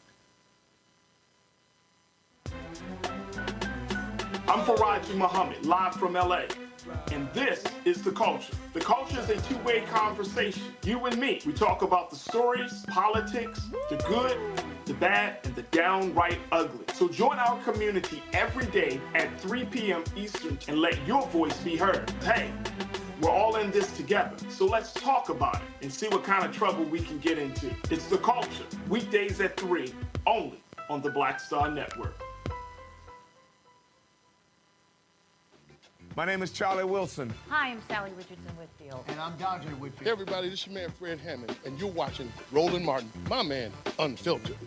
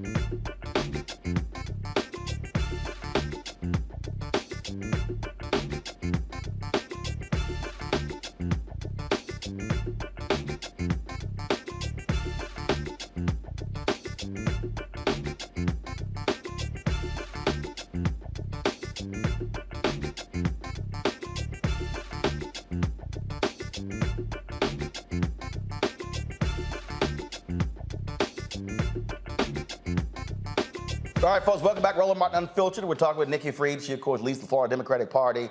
Questions for our panel. Randy, you first. I would just love to know, this is my failed DEI, and I would just love to know why you think that the focus, I have my suspicions why, that they always talk about DEI and they associate it with Black Americans. And it seems as if people are comfortable with us losing programs when it comes to Black Americans. And why is there not more just information out there that it affects everything? It affects women's rights, it affects gay rights, it affects, immigration, it affects, Jewish rights. And because it seems that way we could have much more of an impact and that people would, fight back against the things that DeSantis is doing.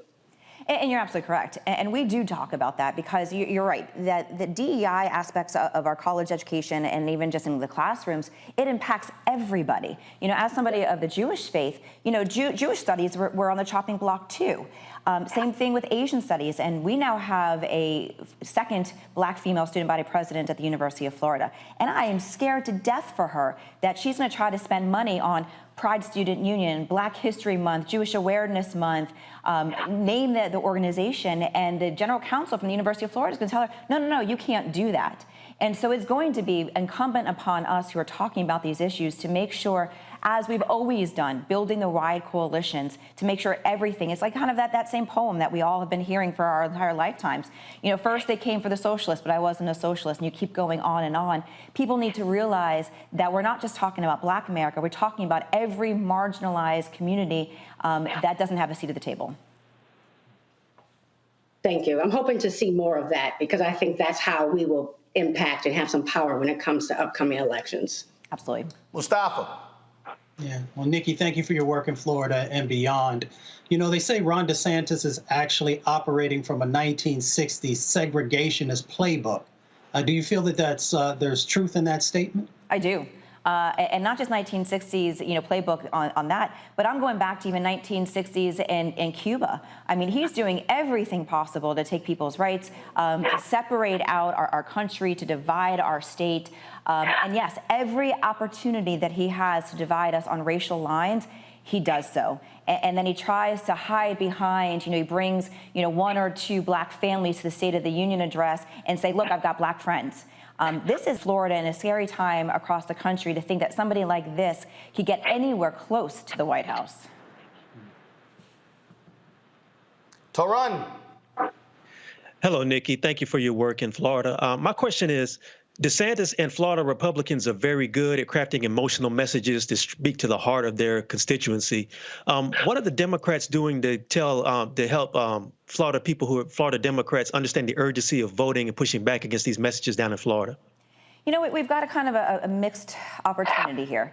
One, we've got to fight back about these issues. And if you saw any of our Democrats in the House and in the Senate this session pouring their emotional hearts out, each argument was so heart-filled.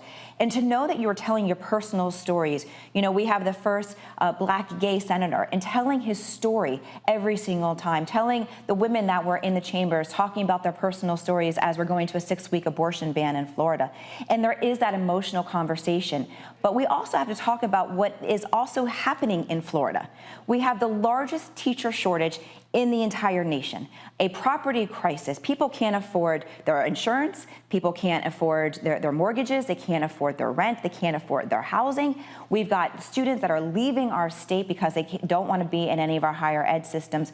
And now the next catastrophe that's happening in our state is the immigration bill that he just signed last week, which we have 800,000 migrant workers in the state of Florida. That is under our 3 top economic incentives in our state: tourism, construction, and agriculture. So I can't wait talking about Black fear, you're talking about, all the people of color have taken all of our jobs. Well, great, Florida. Now you're going to have about 800,000 jobs. Can't wait to see the lines of the Republicans coming to take those jobs. It's not going to happen. So part of the story that we have to be telling in Florida is, yes, to be combating all of the insanity and the culture wars, but then hitting them also in the pocketbooks, because the people of our state are hurting today financially. Well, I think that's where, again, when you start talking about voters, and what I explain to people all the time is when you talk about Republicans, you have, obviously, you got the hardcore Donald Trump MAGA people. It does not matter. They don't believe, they believe nothing if it doesn't come out of his mouth. So you're dealing with that. But then you have those Republicans who are national security Republicans that vote for anything with the military. Then you have the law enforcement Republicans. Then you have the tax Republicans. Then you got the evangelicals and the culture warriors. I still fundamentally believe, and even when you look at these polling right now, people talk about, oh, how low Biden is polling. First of all, Biden's polling is low also because a lot of people are looking at his age. And the bottom line is, well, I keep telling people, you could get caught up in all of the silly stuff, but if they actually stop and look at the laws that are being passed, I mean, in my native Texas, they literally are trying to strip any early voting location off of college campuses, 8,000 or more. Texas A&M is a conservative university. Brazos County removed the early voting location from that campus. And I've been saying to all these white students, don't think voter suppression is about black people and Latino people. They coming after you too. And so I think that a lot of people, again, don't really understand that the dry run is happening in all of these states. What you're seeing, the bills being passed in Florida and Texas and other places, they absolutely want to nationalize. Absolutely. And I don't know if you saw, but he just signed a piece of legislation this week that a doctor, a health insurance company, and a hospital can deny coverage if they do not personally agree with you, like have their own personal beliefs. So again, as somebody from the Jewish faith, if I went into a doctor's office and they were a white nationalist, they may not serve me. They may not actually give me health care.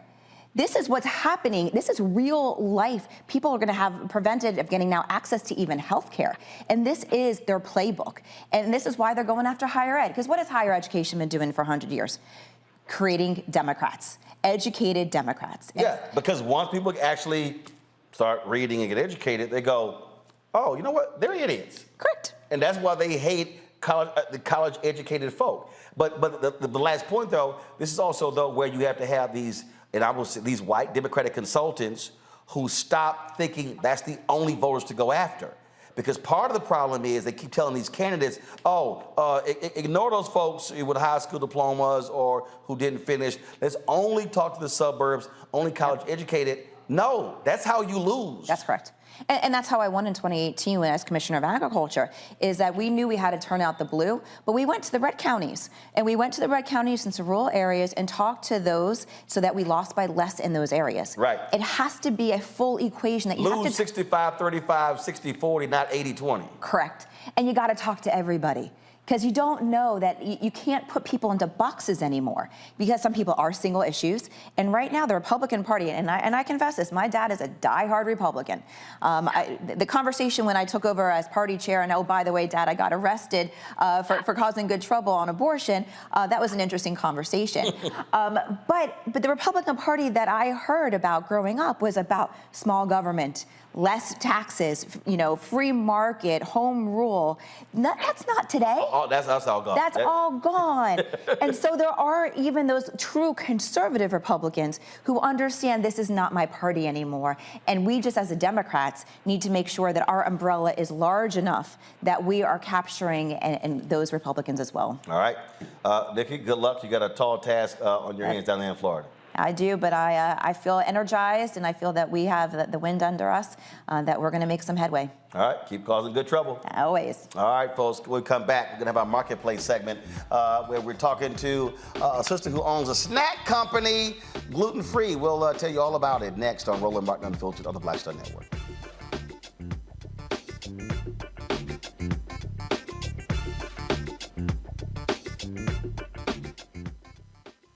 On the next Get Wealthy with me, Deborah Owens, America's Wealth Coach, nurses are the backbone of the healthcare industry, and yet only 7% of them are Black. What's the reason for that low number?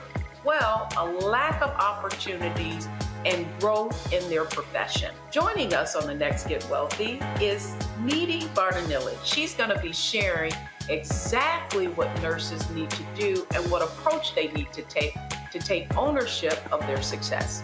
So the Black Nurse Collaborative really spawned from a place and a desire to create opportunities to uplift each other, those of us in the profession, to also look and reach back and create pipelines and opportunities for other nurses like us. That's right here on Get Wealthy, only on Black Star Network.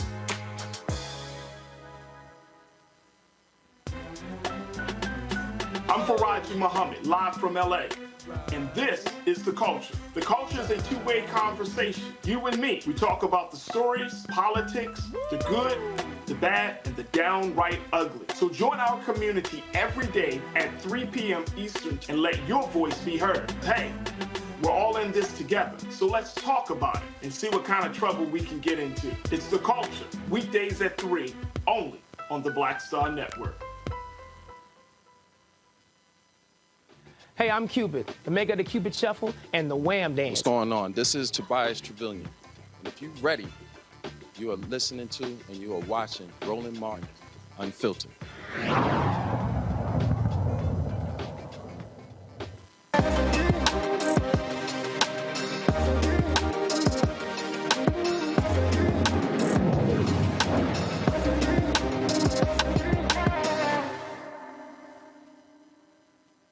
All right, folks, you know Snack Queen Randy has been waiting for this segment. I think she personally requested to be on today's show. My next guest, folks, created her own line of snacks. Now, you know we're now living in a world, and I don't even know where this all started from, because nobody growing up didn't know what the hell gluten was. We ate every damn thing. If you didn't eat, you just starved. But she's created a line here of gluten-free, allergy-friendly snacks. All right, and I know you might be saying, really? Yeah, oh yeah, African-American. And so it's called Fully Charged Allergy-Free Snacks. The tagline here says, you won't taste the difference, but your body will. All right, that's kind of interesting here. And so we're going to talk about what happened, how did she create this company. And so joining us now is A. Couture, the co-founder of Fully Charged Allergy-Friendly Snacks. Glad to have you on the show. So what do you call it? We call you A or Couture? My first name is A, my last name is Couture. Huh? My first name is A, and my last name is Couture. So your first name is A? Yes, the first letter of the alphabet. I bet in class, teachers like, what's your first name? A? They were like, no, I want to know what's your first name. You like, yes. It's A. Yes. All right, so what happened? What caused you to launch this line? Thank you so much for having me, Mr. Roland. I launched this line in 2020 with my mother after I had a difficult pregnancy due to food allergies. She's a registered nurse, worked in the emergency room. I was pregnant, and I thought that I was eating healthy by eating soy and tofu and all those other things that they tell moms to eat, and staying away from pork and beef and things that they told us not to eat. And the entire time I was making myself sick because I had a wheat allergy, a dairy allergy, a corn allergy, and a soy allergy. Damn! Hold on. Damn! I mean, you had to like that. You had the quartet going on. All right. Yeah. So were you allergic to these things pre-pregnancy, or was it developed during pregnancy? I actually used to have reactions and didn't know where they were coming from. I always thought that I grew up with eczema or psoriasis or cradle cap when I was little, but I had no idea that it was related to the foods that I was eating. Oh, so you just thought you had itchy skin? Yes. Like, I ain't know what it is. And so, all right, so you're pregnant, and then you had this reaction, and so you go to the hospital, what? Then you get tested? I go to the hospital and have an emergency C-section, and they still don't know what it is until they give my baby the milk. And when they gave the baby the milk and my daughter started having a reaction, we knew then that it was a food reaction. Wow. Okay. And then all of a sudden you go, all right, I had all these different allergies. There's a whole bunch of stuff I can't eat. But clearly you want to be like Randy. You want to snack when watching that late night movie, right? Yes, I was actually a mom on the go, and I was a single mom. I was going through a divorce, and so I didn't have time to do all of that stuff that they see on YouTube and other channels. And so I told my mom, I was like, "What is something that I can have as a grab and go for me and the baby that I don't actually have to make myself?" And so she started sending me product, and then we were sitting at home during the pandemic. I was on furlough from my job. And so I said, why don't we test this? Why don't we see what other people think of it? And it kind of took off from there. Right. So, okay, so we've got, trust me, Randy's like, why wasn't I in studio on today? Look at it. I see you. So we've got, let's see here, lemon and blueberry mini muffins. We got very berry mini muffins. Triple chocolate brownie bites, and then chocolate chip mini muffins. So these are the 4 that you have, right? Yes, and we have cinnamon churro donut drops. So they should have. That's right. That's right. All right, I see cinnamon churro right here. Okay, so I see these right here. All right, then. So you started the company when, and how have sales been going? So we started the company in 2020. We were a food service private label manufacturing company, and we started to just blow up. We had a corporate client. Microsoft was our first client that took us on, and we started out with 1,500 bags from them. Then we ballooned up to 10,000 bags a month from them. A month? Yes. Damn, there's some snack ass and Microsoft people. So we saw a lot of traction in the corporate cafeteria space and in the corporate sales space. So we really stayed in private label wholesaling on the food service side. We just recently launched to the public. We run about 57,000 bags a month out of our studios in both Seattle and Los Angeles, California, where I'm based. And sales have been taking off. We're in our 3rd year. We're in a profit, so we're grateful to God for that. And so we're looking to just scale and grow from here and really start to create a brand presence under our name and not just in the private label food service sector.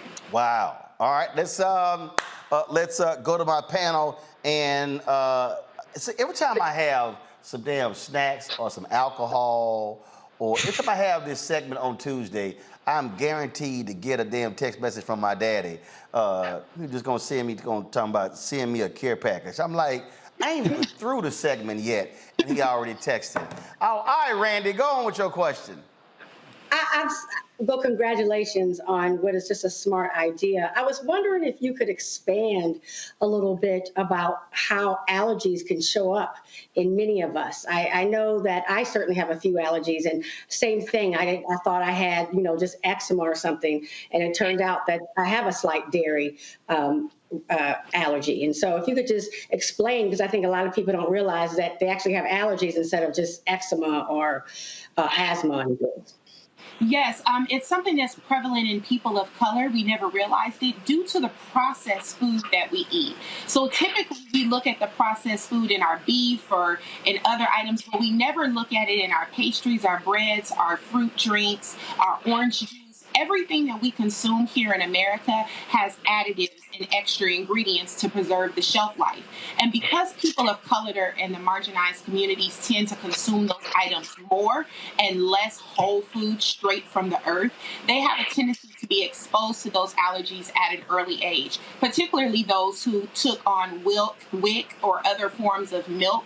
We notice that children start to develop these allergies as early as 6 to 8 months. And then about the time it's gone into their system and it's sat there for another 20 years, we're wondering why we're suffering from mental illness, from depression, from anxiety. All of those have had direct correlation to food allergies. So you wonder why you may drink a glass of wine, have a bit of pasta, eat some bread, or you may eat seafood and you have a wonderful time while you're eating it. And then the next 2 or 3 days, you're experiencing all types of symptoms. Usually it isn't something that's related to what you naturally see. It's something that went inside of your body.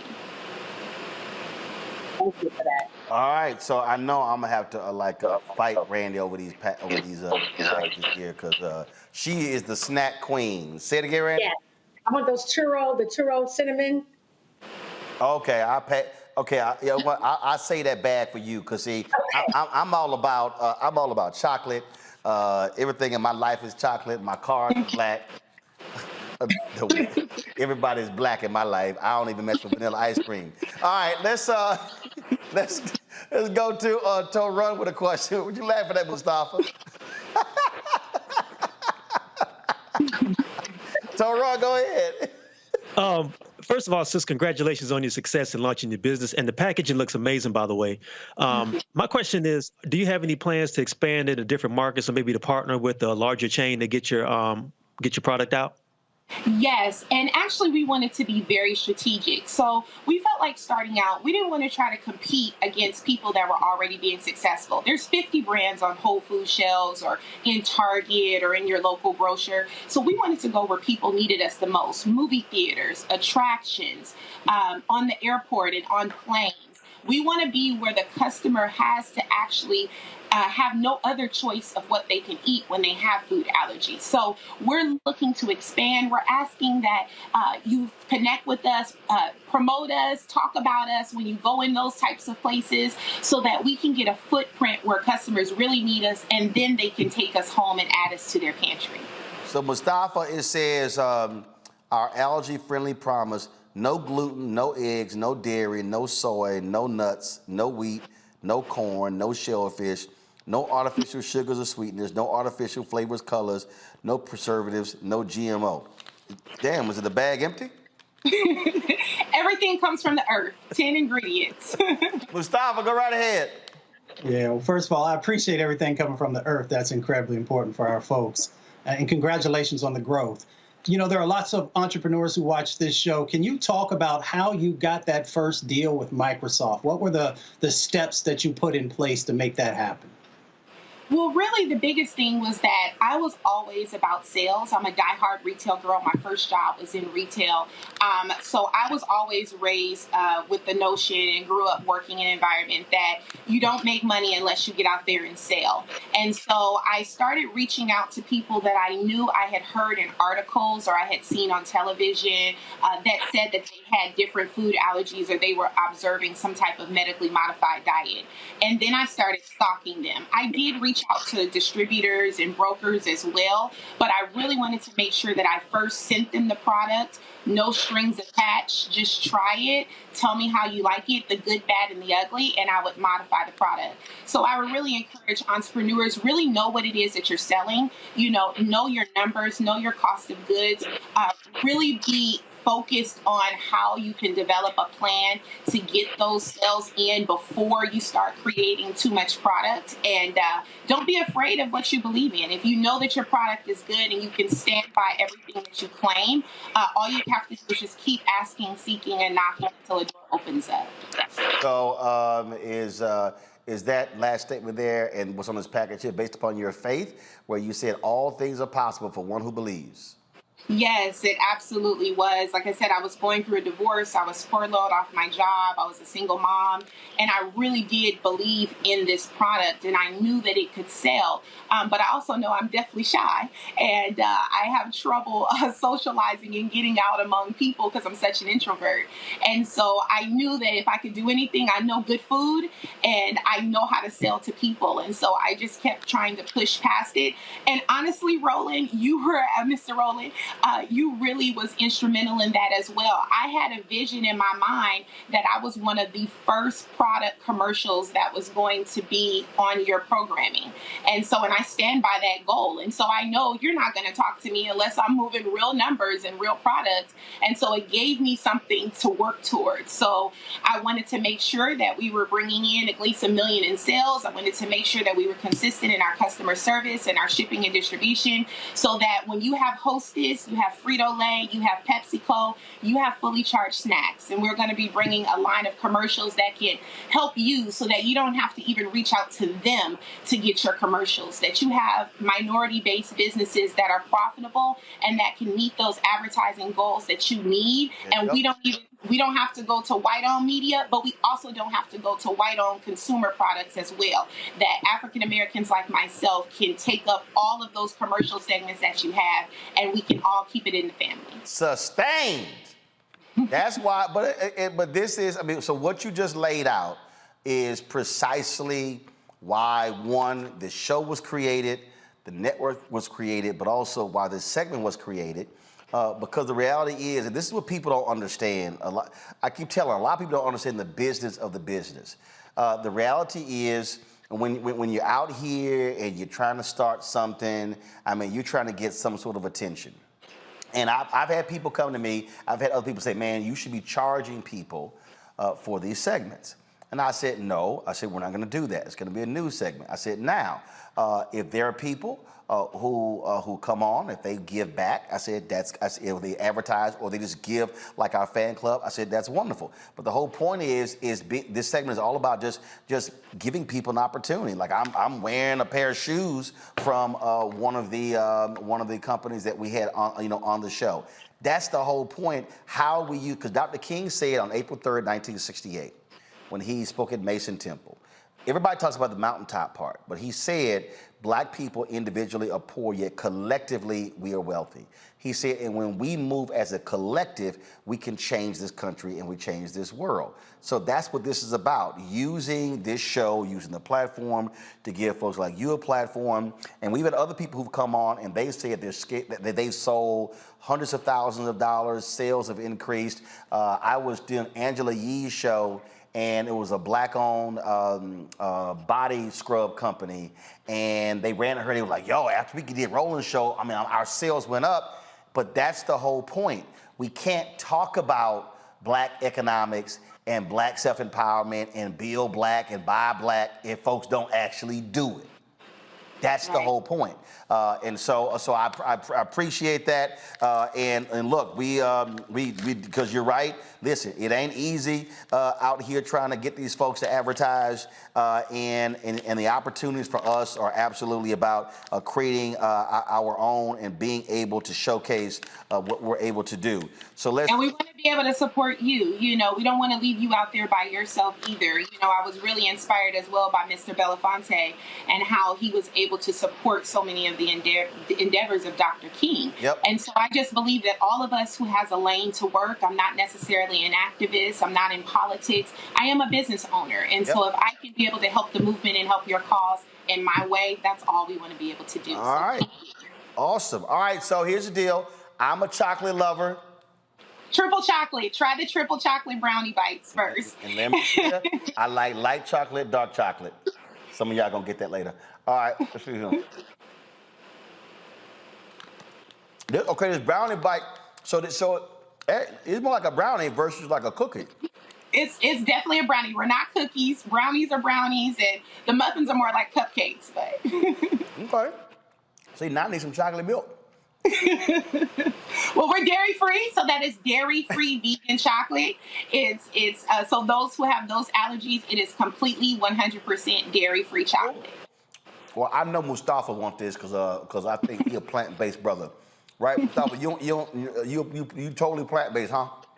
Yep, I'll be ordering some after the show is over. And you go. And Run, he's skinny too, so I know he's plant-based. So, I like meat, but I'm definitely gonna holler at some of those cookies for real. No, seriously. Okay, now y'all know I do love me some chocolate. These are good. All right, so where can people get them? Where can they order? Fullychargedsnacks.com, fullychargedsnacks.com. And please, we're going to be on Amazon at the end of the month. We're going to be in grocery stores rolling out in 42 cities at the end of the summer. So please, fullychargedsnacks.com, like, follow, share. Carol, do we have a promo code or something? What do we have? We don't have a promo code just yet, but we got you. We'll send it in for the next time. All right, so here's the deal, y'all. So go to fullychargedsnacks.com, and A is going to let us know how many of these they sold in the next 48 hours. I would love to hear that. So please, y'all, support her. And y'all know I don't front, because if the thing wasn't good, I would share some other stuff. Y'all know you ain't gonna never see a food sip and go, that's good. I'm lying. That ain't gonna happen. So the brownie bite was good. Hey, thanks a lot. I appreciate it. Keep it up. All right, take care. All right, folks, that is it for us. We appreciate it. And Randy, let me go ahead. I'm gonna go ahead and leave these on my desk, in my office, put in my cabinet. So when you come in, since you started to wear your new shimmy shirt today, go on, now give me a full screen of Randy Henry. She decided, she wanted to show off her little shimmy shirt. She's like, yeah, I want my new shirt today. I told her, I said, how you gonna come on my show wearing some damn pajamas?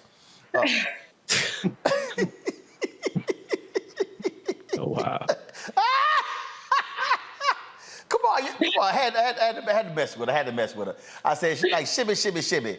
Scott Bolden being the capper, he'd be happy to hear me say shimmy, shimmy, shimmy. All right, Randy, Run, Mustafa, I appreciate it. Thanks a bunch.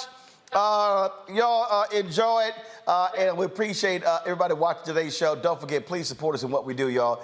Again, there's nobody out here. There is nobody out here that's doing the kind of show that we're doing every single day. Nobody. There's no black-owned media platform that's doing what we're doing, and that's not hype. That's real.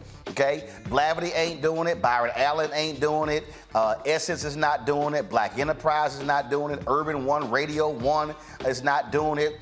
None of these Group Black not doing it. None of these folks are doing what we do. Hell, Revolt not doing what we do every single day with this show.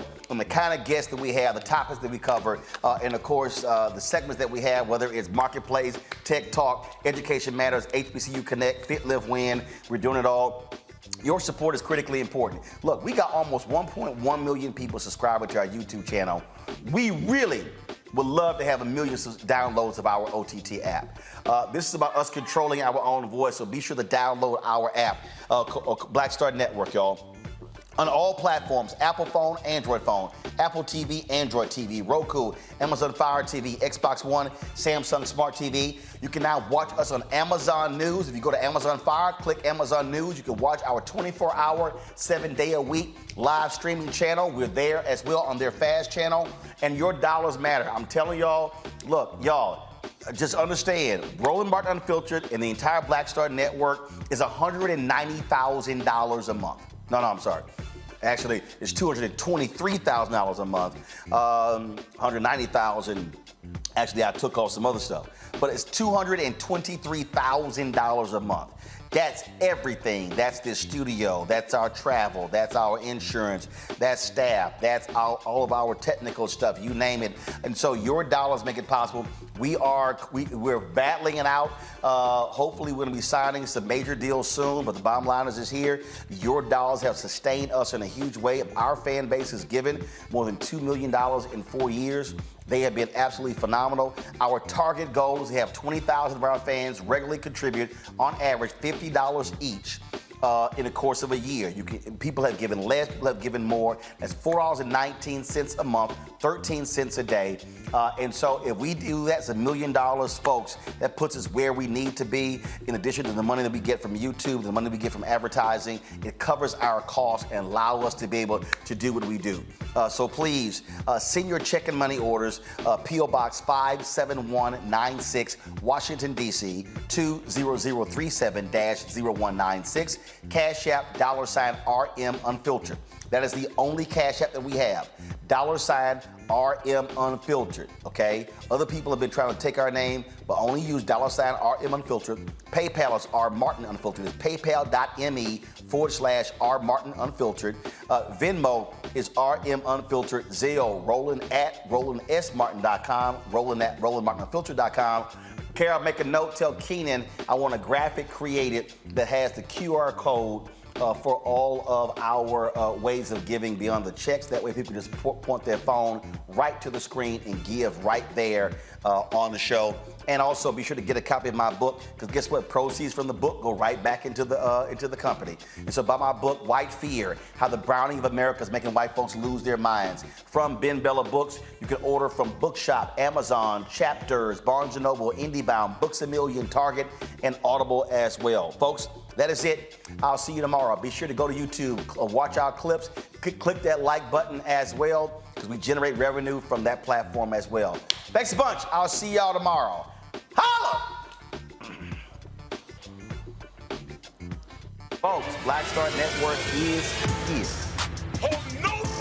I'm real revolutionary right now. Support this man, Black Media. He makes sure that our stories are told. Thank you for being the voice of Black America, Roland. Stay black. I love y'all. All momentum we have now, we have to keep this going. The video looks phenomenal. See, this difference between Black Star Network and black-owned media and something like CNN. You can't be black-owned media and be scared. It's time to be smart. Bring your eyeballs home. You dig? Pull up a chair. Take your seat. The Black Table. with me, Dr. Greg Carr, here on the Black Star Network. Every week, we'll take a deeper dive into the world we're living in. Join the conversation only on the Black Star Network. Hi, I'm Dr. Jackie Hood Martin, and I have a question for you. Ever feel as if your life is teetering and the weight and pressure of the world is consistently on your shoulders? Well, let me tell you, living a balanced life isn't easy. Join me each Tuesday on Black Star Network for A Balanced Life with Dr. Jackie. We're all impacted by the culture, whether we know it or not. From politics to music and entertainment, it's a huge part of our lives, and we're going to talk about it every day right here on The Culture with me, Faraji Muhammad, only on the Black Star Network.